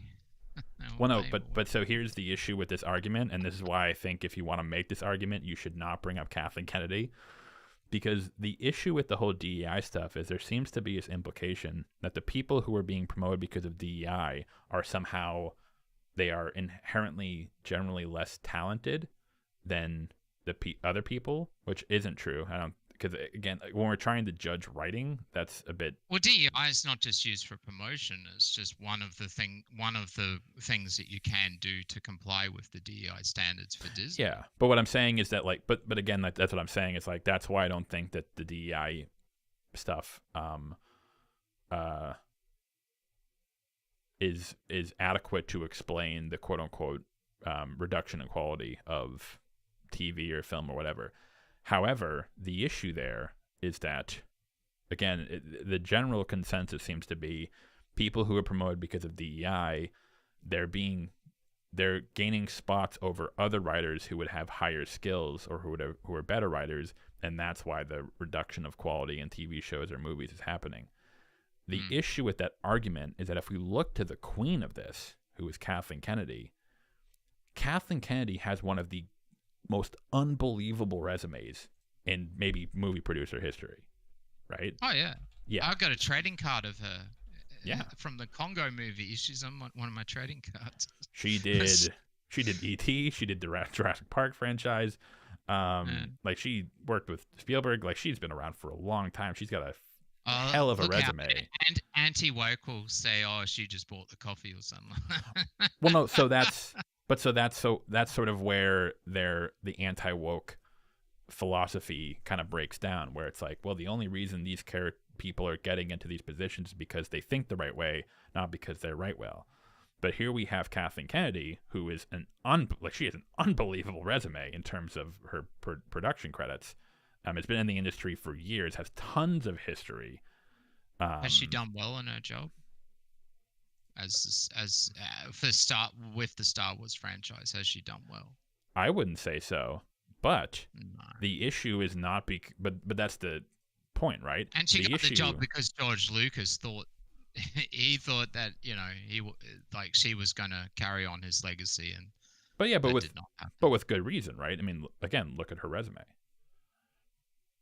Yeah, so the issue there is, like, you can make the argument that, like, it's like, well, even though she had, like, a stellar resume, doesn't mean that she isn't going to be driven by agenda. I agree on that. However, if I turn that argument around and say, just because because I don't want to, accuse you, but you're almost making, I think, a did she have the same politics back when she did Congo? When she did what?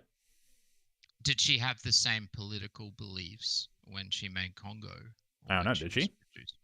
No. But again, well, hang on. You can't say you doubt it, because that's kind of implying she may have. I don't see why we would think if she didn't or not. But regardless, fourth wave progressivism was such a safe of Australians. It was such a small minority of people within the progressive movement. But the issue I'm detailing is the idea that just because that was crazy talk. Because to a lot of, like, the anti-wokies, if they were to look at Kathleen Kennedy and they're like, oh man, look, she did E.T., she did Jurassic Park, she did Schindler's List, she did all these amazing movies, She doesn't care about agenda. She cares about good storytelling. And then we look to Star Wars. I'm like, oh wait, no, never mind. She does have a great resume, but she does have an agenda. She is trying to push certain politics. The issue there, and I agree with that, but the issue there is that kind of negates their argument that, because what the argument you're kind of making, and I don't know if you realize it, is saying that if they're writers who are being moved up because of DIE, so those are going to be people who are probably on average more women and people of color, right? Mm. Okay. Why would they be any more likely to have any sort of agenda than their white counterparts? Because you're kind of making it, because you're kind of almost like implying that, well, because they're women and or black or whatever, because they're POC or whatever. Well, I'm not. Well, hang on, real quick. Okay. Just let me finish it. Yeah, You can respond. Sorry. Yeah. I don't get to respond. Oh, no, I will. I just want to finish my thought so I can. Yeah. No, you're right. What it kind of sounds like you're saying, and this is sort of like it kind of sounds like anyone who says it's about DEI, is that, well, because these people are being moved up because of DEI, that means that it's because they're going to have an agenda. They're not as good writers. They're agenda driven. But we don't have any evidence for that. There could be a black writer who gets moved up because of DEI and he doesn't care about any agenda, right? And there could be a white writer who's been in the industry for 10 years and then they get moved up to Star Wars and they're a huge agenda head and they're trying to push their agenda. So yeah, I agree with you that there are there certain like agendas in writers' rooms for people and the people they schmooze with? Absolutely. But one, I don't think it has anything to do with the color of their skin, whether they're male or female, and I don't think it has anything to do with their resume. Case in point, Kathleen Kennedy. I just don't think. I think it's a fundamental problem within Hollywood, and it's not necessary promotions or whatnot. This is my issue with the whole thing. You've got fourth wave progressivism. That word came in big time. 2006, 2007, it really started, and then it's grown, and now it's made its way into the corporations, and it's definitely made its way into the state of California, is it? Or Hollywood, in general. And so that's why you have things like DEI guidelines and that set up, because you have a lot of people that have become fourth wave progressives, and a lot of younger people brought up and into that sort of fourth wave progressive mind of thinking, group identity, whatever else. So what I'm trying to say is that you've got companies like Disney that have definitely filled themselves up.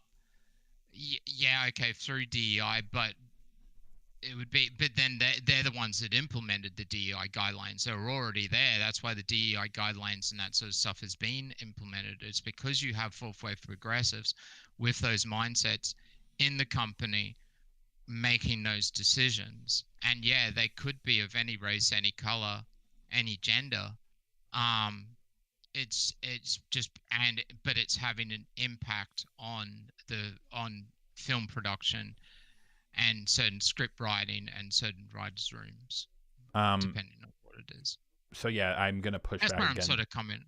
Yeah, but I think that argument's completely bull, because like you're making the connection there where you say the people who implement the DEI is having an effect on writers' rooms, but we haven't established that at all, right? Because like you're making we agree that like, okay, DEI exists, and let's presume that the companies are following these, and they say they are, so let's apply they're following this. How is that affecting writers' rooms, right? Because like I'm looking at, if I were to list like say like does Apple TV have a DEI thing? I'm not sure. They make really good shows though. Yeah. I really like that C show as well. Severance, that was so good. Yeah, so you have Hollywood, which I would argue is like predominantly going to be, well, I think it's not even, I don't even have to think it. It's predominantly liberal, progressive-minded individuals, right? They're Yeah. yeah, okay. So yes, there are writers who hold those beliefs who made She-Hulk or Madam Web or Mm. The Mandalorian, but they also made Chernobyl, Succession, Twin Peaks, Dark, Mindhunter, Andor. Fleabag, Severance, Atlanta, Better Call Saul, Schitt's Creek, The Leftovers, True Detective, Fargo, Barry, Mr. Robot. All of those shows premiered in the last 10 years or so. So this is Yeah. where, so yeah, so you have these people who are on at on average, probably even like more so the majority of them have the same politics, and some of them write good shows and some of them write bad shows. And so the issue there Was isn't the politics, the issue there is bad writing. Yeah. It depends. Yeah. Because I mean, do you know much about? I mean, I didn't watch She-Hulk, but did you hear them discuss She-Hulk and we plan to attack the anti-woke trolls when we made this concept of the show and we put all these little bit Easter eggs in there for them to attack and all of this. And it's like, what are you doing? That like that's going to impact their storytelling in that specific case, Yeah, they're bad and that's writers. politically minded. Yeah. Yeah, but it's And I don't that think bad writing in that particular case, the bad writing is coming from a political mindset. It's coming from political agenda. but that's That's the what I'm case with any bad like so for example, if we look at like conservative, propaganda films like God's Not Dead or like, uh any of the Daily Wire films, like these films I also like that have. school shooting one. No, that wasn't too bad actually. Oh, I thought it was bad. I think because I thought it was the mess.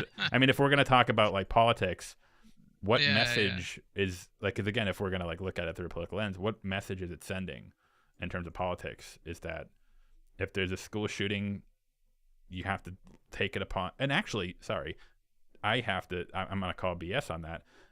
How is that film not woke?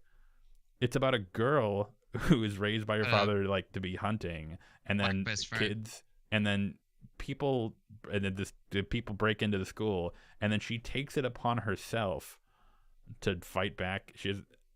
Yeah, How would that not because of her be? training. She's not a girl, but she was trained by her father, so that's why she's able to do it. She's got a survival skills. Yeah, but that's the case with every other. Like if I look at like Rey from Star Wars, like she like lived on like a desert planet on alone. She had to learn to fight for herself. Like it. But again, When did it's she do a Jedi training? She did some running around in the third film.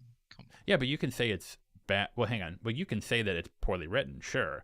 I don't think that a girl having trained in hunting by her father means that she's then equipped to like take on a school shooting situation, right? Like we could easily levy that critique at the Well, like do what you like think a little Indian girl, or do you even think Arnold Schwarzenegger could take on a predator in hand-to-hand combat? well that's the thing. If we're willing to offer a level of suspension of You got, disbelief to Arnold yeah. Schwarzenegger fighting a predator, why can't we do so with Rey flying the Millennium Falcon? Now, to be clear, I'm not defending. I do not like the Star Wars films, but it seems like Yeah, that's it. yeah, but it seems like, but at the same time, but at that same token, is it realistic when like what was it Die Hard 4 where like he jumps out of a helicopter and lands on a concrete Well, um that's when it was getting pretty stupid. Yeah. yeah, but no one's going to say that the reason that he survived that is because oh, they're trying to make him into a man boss and they're trying to make him, it's right. You can just say it's poorly written. And Star Wars films are poorly written, but it seems like when Would there's you, like, but do you think that Ray does have elements of being a Mary Sue? what's a merit? Like, I mean, Mary Sue's basically a girl boss that she doesn't have any flaw, has hardly any flaws, doesn't need training, just comes out and she's the most powerful of whatever right from the get go. She's but just coming out and kicking ass. to some extent. But wouldn't that also apply to a lot of other male characters in other movies? Yeah, what do they call them? A Gary Stew, Yeah. I think. Well, hang on. there's a term for it, but that rarely gets like thrown out at like an Arnold Schwarzenegger film or a Die Hard film, or it's mostly characterized towards women. So that's sort of like where people bring it up, where it's like, I'm not defending bad writing, but it does seem like there is a double standard there in general. To kind of go back to what we were talking about, it's not like one film. It's not just Ray, but it seems like that a lot of, if it's a female doing it, people sort of like look at it with more suspicion. They're kind of like more critical of like the realism, so. and if it's unrealistic, they kind of blame it. It's like, well, they're trying to like like what you're mentioning, like, oh, there's an agenda, but no one kind of views that. I don't like bad writing, whether it's a male character, female character, black dude, gay dude, I don't care. But it seems like for all the talk of that these people talk about being like, I don't like identity politics, I don't like focusing on race and gender, and then every review I see of these people, they focus on race and gender and identity politics. So there seems to be an incongruence there, where it's like, again, like to your point, like True Detective season 4, I think it sucks. It has nothing to do with the leads being female. I don't think it does either. Yeah, but then you'll still have people who look at it, it's like, well, it's because it's. I mean, season 2 of True Detective sucked. It had and I writers. Think like, and to your point, like I'll concede that they would probably bring out the fact that they went into the Inuit and Sedna stories and telling those within season 4, which I thought was actually quite interesting. They would see it as like the DEI guidelines in there. And stuff. Oh, hang on, you're roboting a little bit again. It is. Oh, god damn it! Oh, I think you're good now. There's just a little bit there. Do I need to repeat it? Or? Yeah, if you wouldn't mind, about season 4. Yeah, so season 4, to concede point on, I'm going red again. Yeah, a little bit robot. I'll just no. God damn it! Oh, there we go. I think I might be back now. I think you're good. Yep. Cool. Yeah, so I would, to concede your point, I would think that like they could, I don't know if they have, but they might come along and say, oh, the supernatural elements, the Inuit storytelling about Sedna, or referring to Sedna, things like that, the Inuit chanting, or that's the DEI, pesky DEI guidelines getting in the way of and this is why it's bad, Yeah, and in my view, it's like that. The DEI doesn't have anything to do with it. It's poorly written. The same way season 2 is poorly written. It kind of seems, this is kind of gets to the point of the matter. It seems like, one, I don't think DEI, I have not seen any evidence or any sort of like hard, like, and I don't think there can be any evidence for it. I haven't seen any evidence that it actually has had an impact on the lessening quality of TV or movies, what have you. 2, if I were to agree that TV and film has declined over the last maybe like 5-10 years, we can actually talk about that next if you want, because I have some questions on that. But even if I were to grant that, when I look into like the issues and just like say the television world, DEI, again, even if it did have any sort of like negative effect, when I look at like the bigger issues in the industry, DEI seems like it's a drop in the bucket. Like, so just a couple points to, I don't want to like gish gallop or anything, but just a couple points to put out. Since 2009, the number of scripted television shows has tripled. From 2009, it was like 200 to in 2023 it was 600. The reason for that is, one, there was obviously like sort of streaming? Like well, there was peak TV, so like Breaking Bad and Mad Men, Walking Dead, Game of Thrones. It kind of like that kind of became it. So that kind of like made people start to like take notice and start to like, because like there was a Sopranos and The Wire, but I think it was really like 2008, 2009 when like we had Mad Men, Breaking Bad, and the movie Dead. Stars always poo-pooed TV acting, and yeah, there was sort of like there was a shift. True Detective came out in 2014. So it started, and True Detective was also a big one because that was like, oh fuck, Matthew McConaughey and Woody Harrelson on a TV show, what the hell is this? So that was a big Kevin push. I was watching an interview uh, with Kevin Bacon the other day, and he was poo-pooing TV shows, and now he does TV. Yeah, he He's was in like, The yeah, I always Following, poo-pooed TV shows, which was a pretty good and now I show, The do. Following. Yeah, now I do TV shows. Yeah, and then he said, "Oh, it was the best thing I ever did because I got to do my character arc. My wife talked me into it. Ended up being the best thing I ever did Yeah, career-wise." so Yeah. peak TV sort of set off a renaissance of people trying to emulate it. And then to your point, streaming was huge.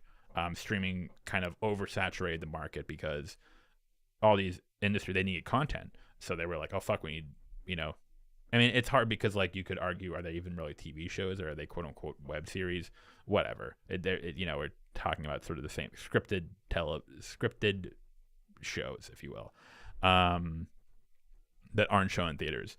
So one, you had a huge boom. So there's like 3 times as many as there were in 2009.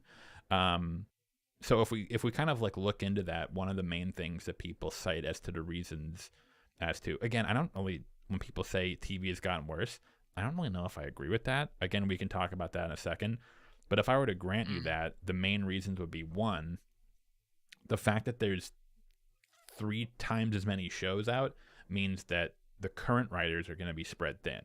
So I highly doubt, I mean, we can look into it, but I highly doubt the WGA has tripled in the last 10 or 15 years, which means that there are less writers working on more shows. If we actually look into it, the average size of a writer's room has dropped from like 10 to 12 to like 6 to 8.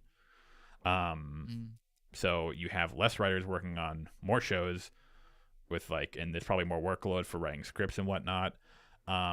Another thing that someone pointed out, which was interesting, was when the streaming boom happened, because all these companies were like desperate to get content, they probably ended up greenlighting a lot of shows that probably should not have been greenlit. When you look back and look Netflix for sure. At Netflix, Amazon, Hulu, you see a lot of shows on there, and me and my girlfriend have like tried out a bunch of them, and you kind of watch them, and they're like, "Why was like it just could have been like a movie." This would have been like a shitty movie. Why'd you make it into like an 8-part TV series? It's because they were desperate for content. So instead of the producers being like, hey, let's take a show like, I don't know, Breaking Bad and Mad Men aren't good examples because those were like very niche cases. Breaking Bad came about because basically AMC was trying to get programming, and Vince Gilligan, he got turned down by like a bunch of other companies, and AMC was like, you know what, you have full creative control. And that's kind of, Breaking Bad was sort of like a mini miracle in that respect. But one of the big issues was like, when you have all these companies and they're trying to get as much content as possible, they're not really sitting down and being like, hey, is this TV show idea good? Is this going to be a show that's going to be like, can it go for 3 seasons? Is there a plan? Is there going to be like a multi-season arc? They're probably like, here's a pilot script, fuck it, make it, and we'll figure it out later, because their entire desire was to just get content on their platforms. So it's not so much the issue with the writers, it's that the writers were working on projects that had a lot less potential. They probably weren't as inspired. Again, like if we look back and look at stuff like Mad Men or Breaking Bad, or even Sopranos, like the great television shows, these were like passion projects by like, and the fact that they existed at all were like miracles. But then you fast forward to the streaming age where all these writers are just like put on projects that they couldn't give a shit about. Obviously that's going to, and then of course the writers' rooms are smaller, so like 6 to 8 as opposed to 10 to 12. They have more workload. And because they moved to a streaming model as opposed to a network model, another big issue was that the writers had less guaranteed work. So if you worked on a series, like a season of Glee, like back when it was airing, that's 22 episodes. That's like I have a good chunk of change there. I have job security, and it's probably going to go on for 3 or 4 seasons. Now it's like, hey, I'm going to put you on this 8 episode Hulu series that may or may not get renewed for a season 2. So in order for that writer to make a living, they have to kind of work on like 3 or 4 shows a year, where back in like the 2000s they could have worked on one and made a living, the same amount of money. Another issue, and this is something that kind of bringing back to the Disney Kathleen Kennedy issue, because I feel like a lot gets put on writers. But one of the big issues is that how much of what the writers write, is actually being shot by the senior creators, or isn't being changed. So for example, there was story concepts are getting made by higher ups or something like that. Yeah. So for example, where was it? I had a really good quote. Let me just see if I can find it real quick.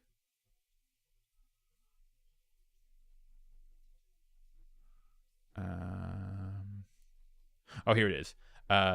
So you'll hear a lot of, if you look into like a lot of the WGA stuff, you'll hear the term mini room, which is it's basically downsizing. It's, hey, 10 to 12 writers for writers room. Now it's down to like 5 or 6. And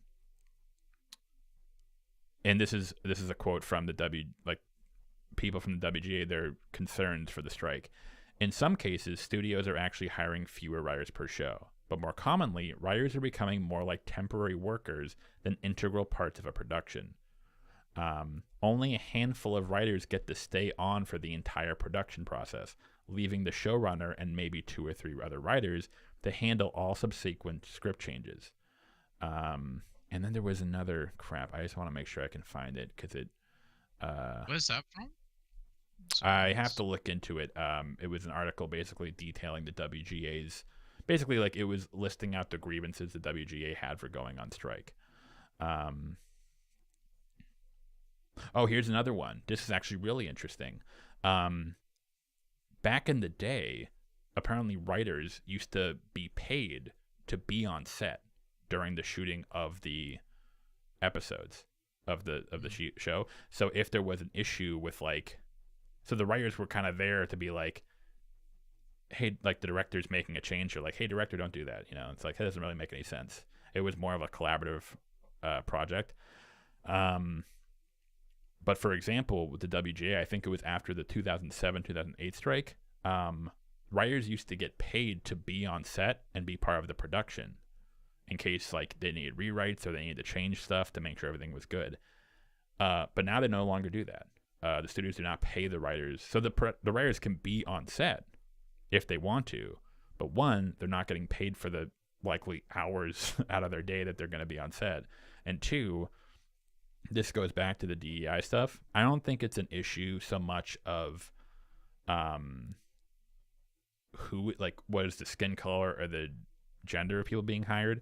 What it seems to be is that, and I wouldn't be surprised in this, it seems like there's sort of like a coordinated effort by the studios to kind of squeeze out as much of writers as they can in order to maximize profits.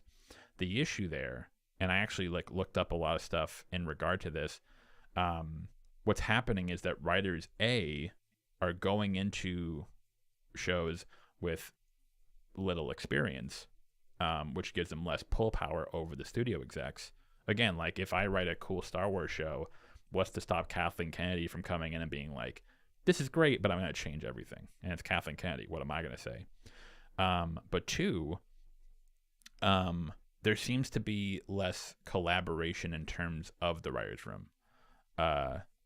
So, for example, what I mentioned before about only a handful of writers get to stay on for the entire production, in that statement, they mentioned I have to look up who quoted this, but film critic Drew McWeeny. My apologies.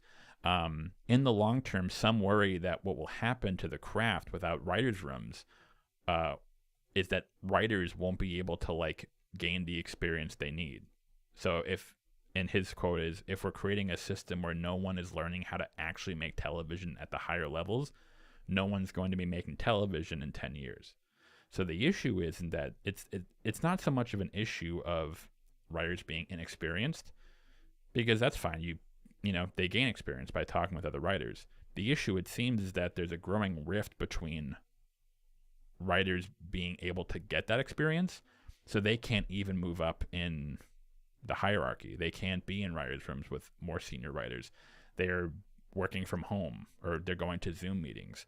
And so and one, that doesn't allow them to network, doesn't allow them to kind of get firsthand experience. And so you have this complete mismanagement of writers, and are they going to be freelance writers? Are they actually working in a writer's room? Are they going to stay on for 1 season or 3? We don't know. Is the show going to get renewed? We don't know. And then to compound all of that, then you have all these writers who are not getting paid as much as they used to, and they have less job security because the shows aren't like airing for as long as they used to. It's not like 6 seasons. They get like an 8-episode season and they get fired or they get let go. So you get all of this stuff with streaming, reduced writers' rooms, the reduced access writers have to having say over their own stories. When I look at all of that stuff and I look at the current state of television, I'm like, okay, this makes complete sense. Like, this makes utter sense. It all seems to fit. However, but then it seems like sometimes when people I hear, sorry for the long rant about that, but there's a lot of stuff. I have more. But it seems like when I look at all that, I'm like, oh, okay, this seems to make a lot of sense as to why TV just kind of seems like a clusterfuck right now. Film is sort of the same thing, but it's a different set of problems. And so, but it seems like sometimes people, when they're talking about the issues of TV, they'll kind of ignore this stuff. Like, they won't talk about this. This will never come up in the conversation. It's DEI, DEI, DEI. And that's the issue I have. Again, I'm not saying that it has never... It's not really DEI. I think it's just more woke, woke production in general, or a woke agenda in general on certain productions. Yeah. I think... The problem is that people are seeing that within productions that a lot of productions that aren't. Or there's other contributing factors. Yeah. But so here's... And I figured we can, if you're cool staying maybe like another half an hour, I guess we could finish here.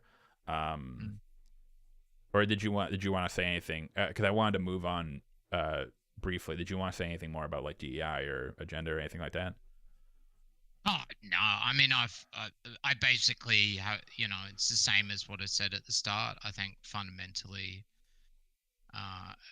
agenda politics is essentially has its flaws, grouping people into identity. There's a lot of people in Hollywood with that mindset. Those sorts of agendas get into certain productions, and the product comes out a certain way because of that fundamental political belief. That's about it. It's not all productions. It's not the only problems.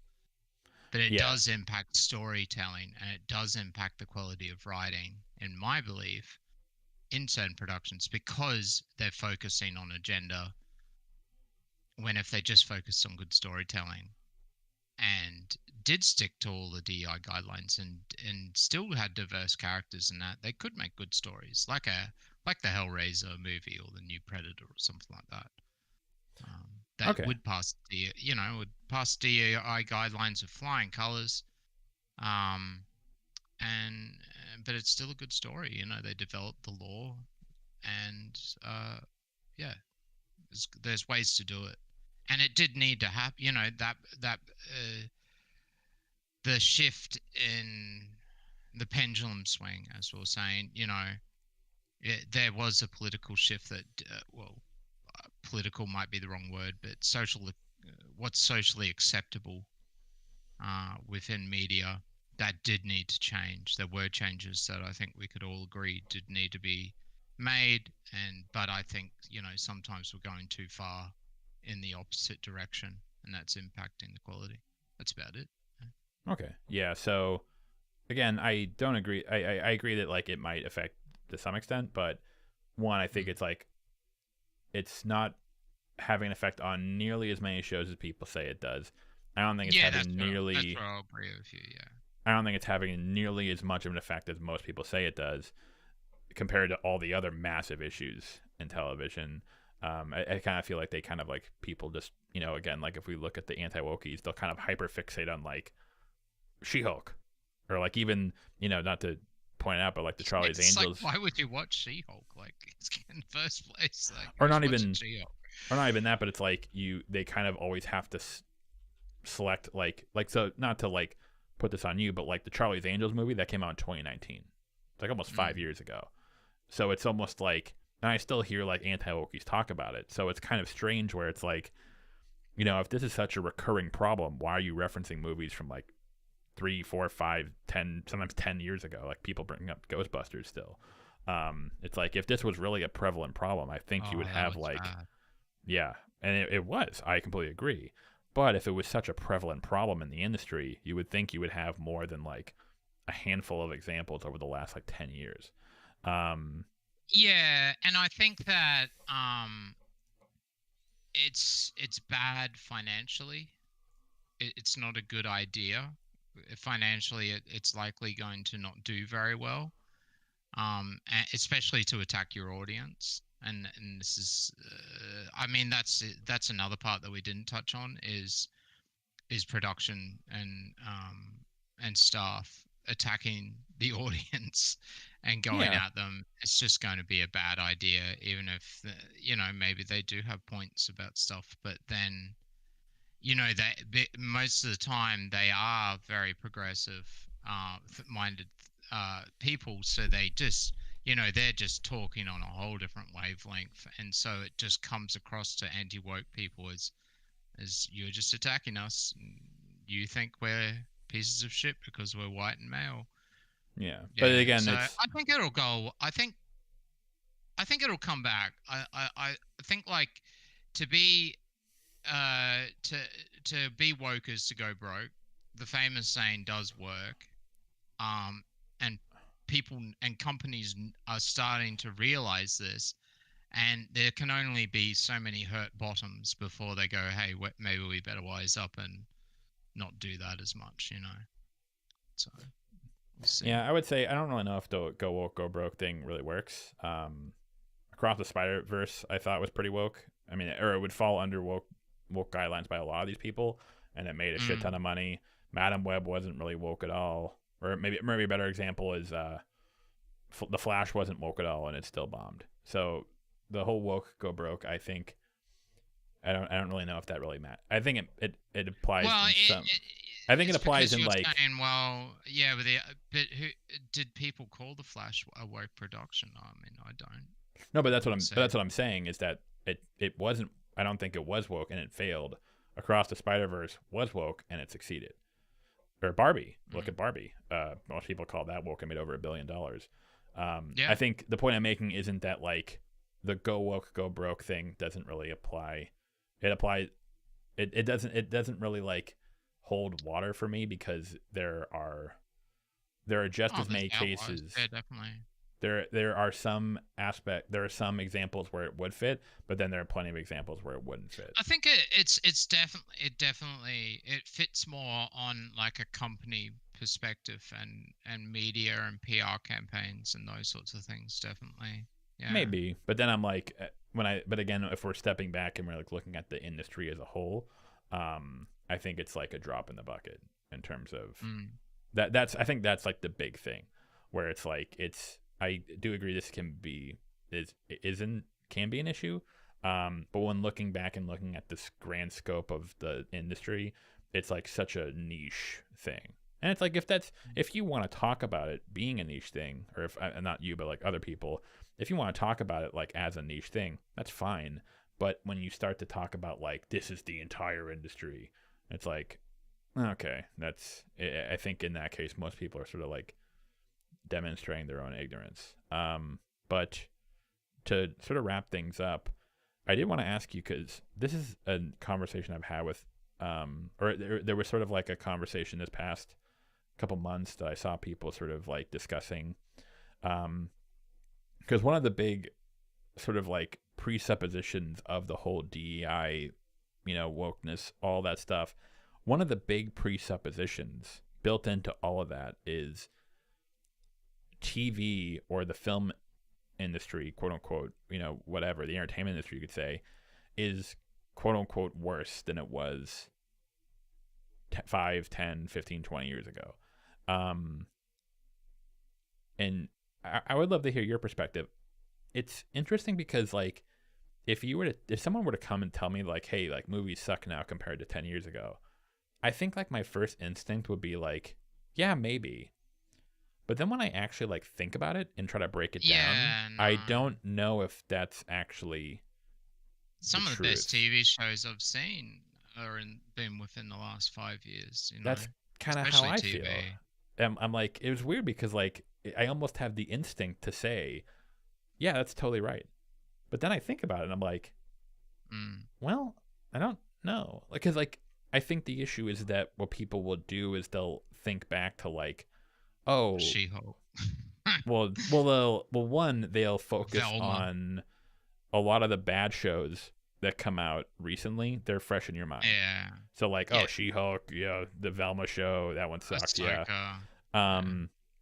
But what they won't remember is, like, how many bad shows came out between 2000 and 2010. Probably a lot. There are probably a lot of shitty shows, but we just don't remember CW. them. Yeah. They just don't, because they just get, this is a similar conversation I get with people when they say, like, oh man, back in the 50s they only made good films. It's like, no, they didn't. They made tons of shitty films. Yeah. But the issue is the reason you think that the 50s were, like, only good films is because those were the only films that stood the test of time. Those are the only films that you remember.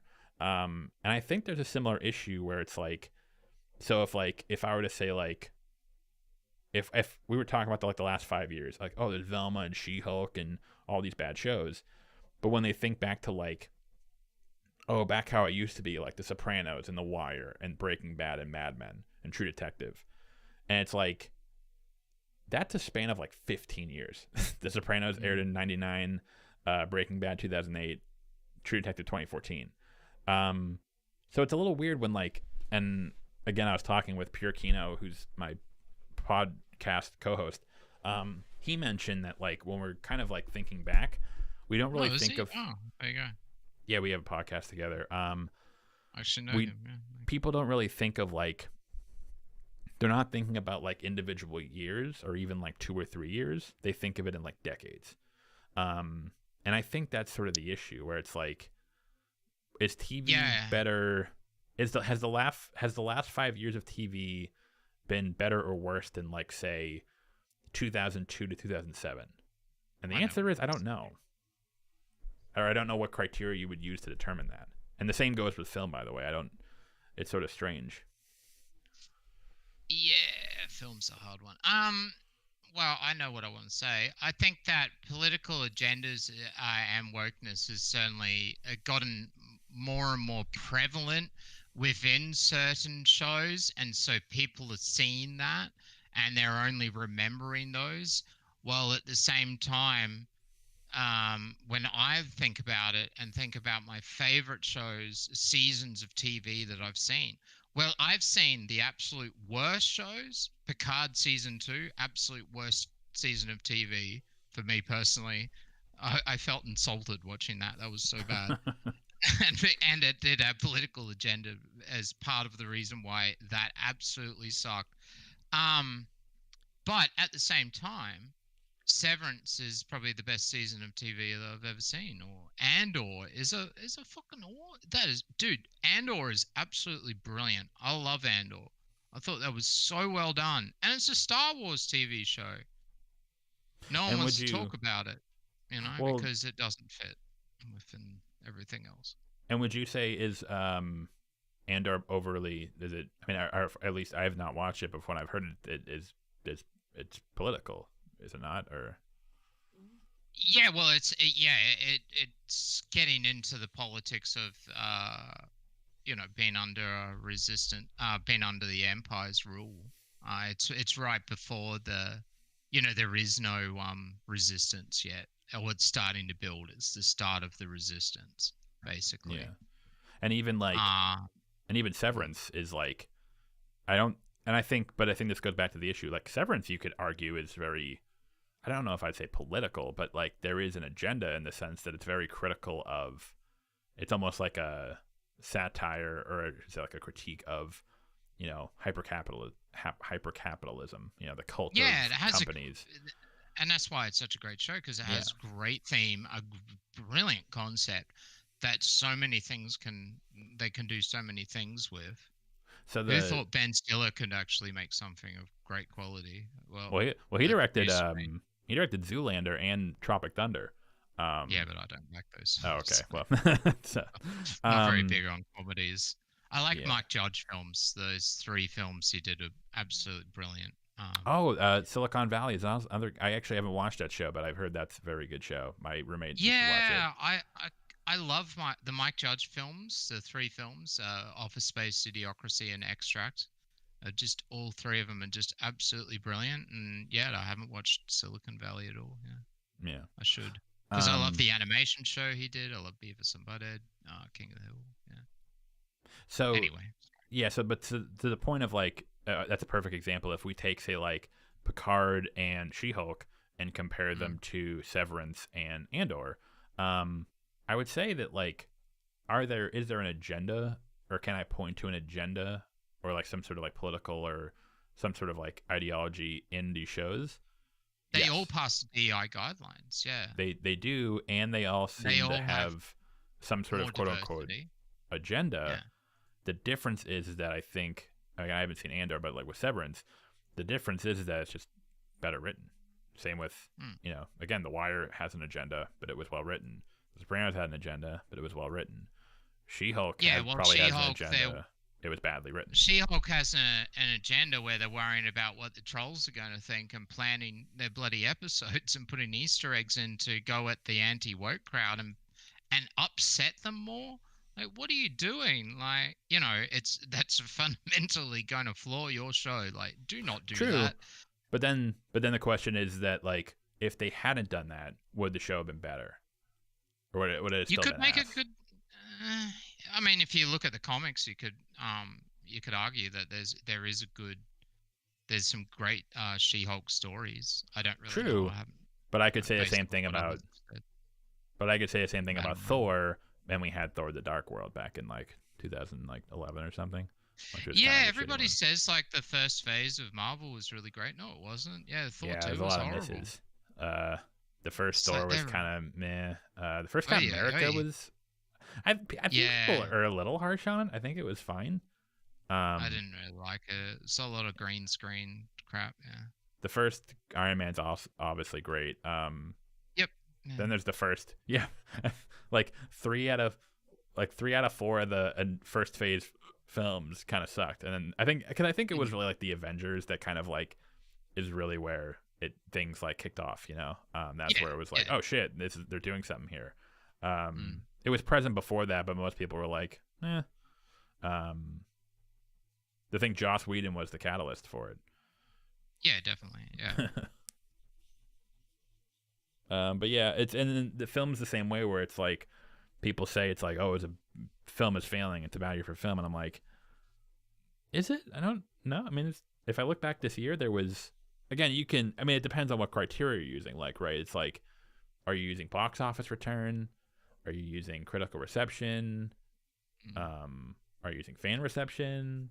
Are you using the number of good films that come out? Are you using the number of bad films it's like, it's weird, because it's like, I think you could argue any year is a good or bad year for film generally, depending on how you depending on what criteria you're using. Like, if I said, hey, box office return, you had Barbie made $1 billion, Oppenheimer made $1 billion, or I could say Barbie sucked, I didn't like Oppenheimer, so it was a bad year for film. So it's like, oh, okay, well, depending on what your criteria is, you could make the argument. So yeah, I don't Yeah. know. Yeah. I would say, like, there's so many films and so much media out there. As YMS said, there's good films. You just got to go find them. Yeah. And there's good films every year. Just go find them. And people aren't, if you're only going to look at the blockbusters and what's in the top 20, well, you're going to deprive yourself of some really good filmmaking that is out there. And you could, and it's good to see international stuff getting getting in there. All I'd say as well about the anti-woke crowd, yeah, I think they overreact. They they are being opportunistic about the negativity, and it certainly sells, and that's why it's popular.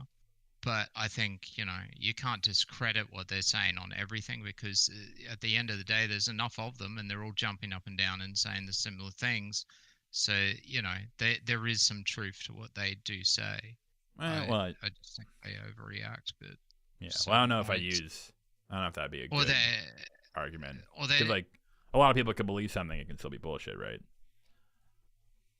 Well, that's the thing about free speech, is that bad ideas usually go off to die. I mean, their ideas aren't dying; they're getting more Well, and more popular.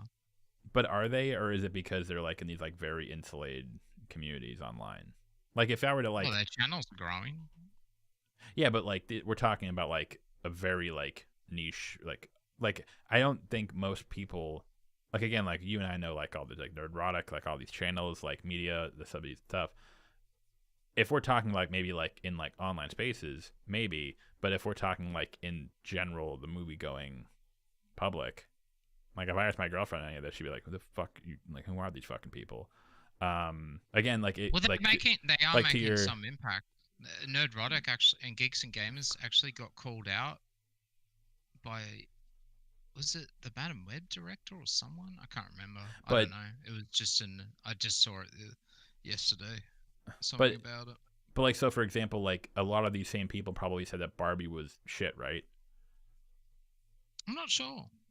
Not sure. Like the anti-wokies, they probably didn't. I'm sure some of them did. I don't know. Yeah, I'd probably say like if I look up nerdrotic Barbie movie, let's see, Barbie feminist disaster. Well, that's why I say I think they overreact, and yeah, to go around with the fallacy that movies are all bad now because of gender. Yeah, No, that's not true.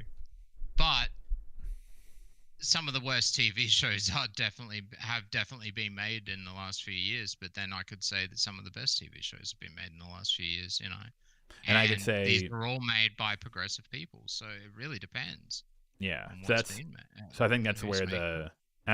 the argument kind of falls down, where it's like when people sort of like Mm, blame that, and then I'm like, well, hang on, like these progressives that you don't like made She-Hulk, but they also made Severance. yeah. So it's like, okay, hang on, what's going on here? I think Yeah, so I the think politics can have a problem. It's like being a teacher at a school, right? You shouldn't be putting your political beliefs into students at a school as a teacher. Just in general, it's not a thing that you should be doing. But then there are teachers that do it for both sides of political things. As a general rule, should you really be putting political agendas that you believe into the script, into movie productions, and that's overriding the actual themes and stuff that you should be doing in your story? No. Should you well be then incorporating them into the story and making that part of your story, and that's the actual theme? Yeah, that would probably bring out good storytelling. yes, but it Yes. would the key there is it comes down to write well. Mm. Like whether a movie has an agenda or a political view, regardless, if it's written well, I'll I'll enjoy it. Like I'm sure Yeah. there are probably like a lot of like conservative um like they're probably like conservative or they're movies written by conservative people who I might not agree with, but I'm sure if they made a good movie, it's like, oh, it's a good movie. I might not agree with the philosophy, but it's still a good movie, right? Well, I enjoyed that school shooting one. Yeah. So yeah. Yeah. But see, I didn't I enjoy the didn't Candace Owens stuff, but I God damn. didn't and it's funny thing, I didn't dislike that movie because it was a Daily Wire movie. I just disliked it because it was like so like the school shooters were like he was like a villain. Like it was like weird. I mean, not to say like the school shooters aren't villains, but I mean like he was like it felt like very like ironically it felt very similar to like a lot of the complaints I would have with like any sort of like you know girl boss esque movie. Mm. The anti-woke people would point out it's like it just kind of felt very like sensationalized, and the ending is really weird. Like she doesn't like like I thought she would like You think that she'd like put the gun down or you've seen it, right? Yeah. You think she would like Yeah, put the gun down? shoot him in the head. Yeah, she just executes him. Like, oh, okay, that's a little strange. That You was great. think it's Shoots like, his skull. but you think it'd be You're like, getting away. He tries to get away, like, his cunning plans finally worked, and then he just gets shot in the face. but you think it'd be like Law and Order, like we have to bring her to justice, but it's like no, it's like oh, okay, well, Nah, it's hard line. This is what happens if you want to be a school shooter. You get shot in the face by girls. I think that I would love to like. I wish I could like take that movie. I wish I could take that movie and like frame it. I wish I could almost like have like a Schrodinger's cat where it's like if I made that movie and like released it by the Daily Wire and I took it and like released it by like Disney, I wonder if like people would watch the same movie, but they would like. Because I see that all the time where it's like you'll see the same movie. Disney make a movie about school shootings. Yeah, well, I'm saying like I've seen movies where it's like the same movie will go out and then like conservative people and liberal people will both like it, but for completely different reasons. Oh, do you remember Soul? Do you remember that was the Disney film about the jazz? Oh, I haven't watched that. Oh, that was a really good one. It was funny because a lot of conservative people I remember, or maybe it wasn't conservative, maybe it was like liberal people didn't like it because they thought the film was implying they thought the film was pro-life. It was very weird. It was like because like a plot point in the movie is there are like souls in like this like the way it works is like when a human is born, a soul in the like void, I guess, or like whatever the afterlife or before life, whatever, the soul goes down and occupies the body. And so a lot of people were implying, but they never tell you when that process happens. So if it happens at conception or if it happens 20 weeks into it, it was a very bizarre. That was a whole.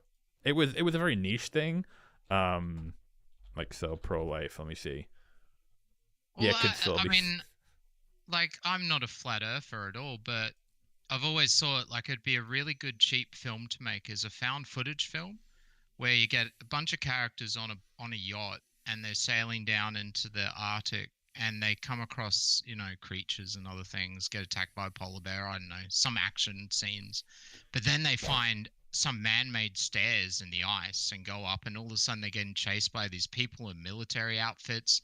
They find out that they're working for NASA, and they discover this like big open field over the other side of the ice wall. And there's like all these, and a Freemason helps them out and gives them a helicopter so they can try and escape, and while they're getting chased by the NASA agents. Like, I think like that'd be a good concept for a movie, but I'm not like trying to push the belief that the world is flat. I just think that would be an interesting twist because it would be good storytelling. You know what I mean? Like, You should make that. I would watch the shit out of that. And yeah, I'm sure people will. I just thought that'd be a really cheap production. Like, and you just know the fucking like annoying SJW. It's like this movie promotes flat Earth, and it's like fuck you, shut up. Yeah. It's like it's a found footage horror movie, bro.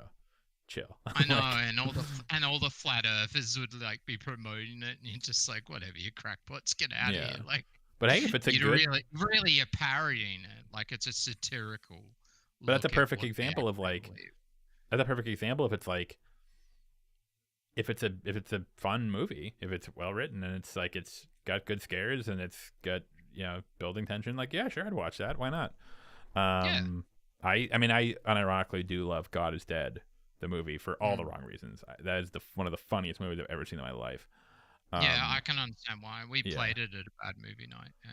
I'm not even like, I'm not really a fan of religion, but like it's not like I'm like any film, because there are plenty of films that I love that have religious themes. Last Temptation of Christ, Amadeus, but it's Leftovers. Oh yeah, Leftovers, perfect. But it's just that movie is so funny. It is good, yes. Oh. All right. Well, we're coming up on 3 hours. Thank you so much for coming on. I think we covered we covered Stuckman. We pretty much got to everything we wanted to, I think, or everything we talked about.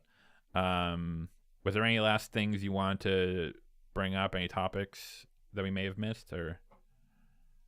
No, not really. I mean, I'm pretty simple with what I've been saying. It's just I think that there's a pendulum and politics and blah blah blah. It's gone too far in some productions. That's hurt the quality. That's about it. Yeah. And I think that there's definitely I'll concede that there's overreaction with this anti-woke YouTube space, and it's certainly that has negative connotations as well for the outside, because the media does like it to attack YouTube and look at it critically. So it's a good reason for them to come in and pick at it and be like, oh, we can criticize these people, and you get lumped in. Yeah. That's about it though. But no, and thanks for having me on the show though. Yeah, and I would agree with you. I think that the issue is, and I don't know if this is ever going to get resolved. I think the issue is that it's the difference in terms of like what we think is the severity of the issue. Whether we think this is something that's like kind of like a niche issue that does happen, but it's not really that big of a deal, or if this is like destroying the industry from within. I think I don't know if it's causing issues within companies like Disney. Yeah, that's like I'm with Elon on that. Yeah, and I would agree with that, but I think that it seems like it kind of gets like cited as almost like the main reason, or like the reason everyone always brings up. Where I'm like, when I look into it, I'm like, not really. It's like there's like, again, like 15 way bigger issues as to what's going on in the industry. But at least we can agree that Severance is a good show. I'm hoping season 2 comes out soon, and I'm hoping it's good. I heard it was having script issues, and I'm really scared because I want it to do well. So no way. It's been such a long wait. I've watched that thing like 6 times now. Or I've watched like 5.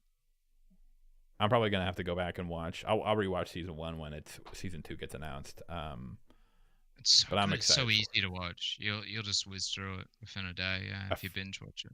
I was so pissed. A friend of mine at the bar I work at tried to he pitched it to me like twice, and I was like, and he explained it and it kind of sounded cool, but I'm like, I don't know. And then for whatever reason, I brought up to my girlfriend. I was like, hey, want to just try it? And I'm like, sure. First episode, we fucking loved it. We watched the entire season in like 3 days. It was awesome. Yeah, I showed my girlfriend it. Definitely made her watch that, and then Andor we watched, and then we've watched both together again. That and Silo. Yeah, that's quite good. The new Silo show. Wait, the new Silo? You haven't seen Silo? Oh, jeez, you're missing out. It's based off a bunch of books. God, I heard of this. I thought you were fucking talking about. I thought you were talking about Salo, 120 days. I heard that's what I heard, and I was like, "What? You watched that? You watch that with your girlfriend? What? You brought that up? Great date night material. That one. Yeah, that's it. To everyone watching, if you don't know what Salo is, do not Google it. Yeah, do not Google it. You don't want to know. But yes, man, thank you so much for coming on. Thank you for the talk. Do you want to shout yourself out? Let the people know where they can find you. I'm Air Juice. I don't do as much video content anymore. I sort of got my stream was doing quite well in that, and then sort of realized wasn't really my thing. I was getting a bit too old for it as well. In our sector, we just totally dump on each other and troll each other anyway. So it's like just the same people, the same things to criticize over and over. But yeah, no, I'm making music now. I should have an album coming out by the end of the year. So it'll be on Bandcamp. So if you do subscribe to my channel, there is the music. I used to do parody stuff, but it's a bit more electronic now. But yeah, that's about it. Not much to shill anymore. Sweet. You can find them at Ear Juice when that comes out. But yes, thank you, man. Thank you so much for coming on. And yes, thank you so much. Have a good night. All right. Are you going to end the stream, or you want me to leave? Oh, I can disconnect. Sorry, I'll hang up on you and then I'll go. But thank you. Good night, brother. Okay. See ya. All right. It's coming up on 10, guys. Good talk. I think we went over all the topics we wanted to. DEI, the Stuckman, good or bad movies. Yeah, it's a pretty messy topic. I think there's sort of a lot of like, it's a lot of like almost like, even with the whole like, is TV or movies bad? There's almost like a vibe, if you will. It's like, is there any like actual like evidence, or like, can you actually like give a criteria? And you're like, well, no, but it's like, kind of feels like it. And I'm like, huh. And maybe that is true. Maybe it's not. I don't know. Maybe it's based off of as a result of other factors. I don't know. But yeah, good talk. Thank you guys for joining. I gotta go. Have a good night. Take care.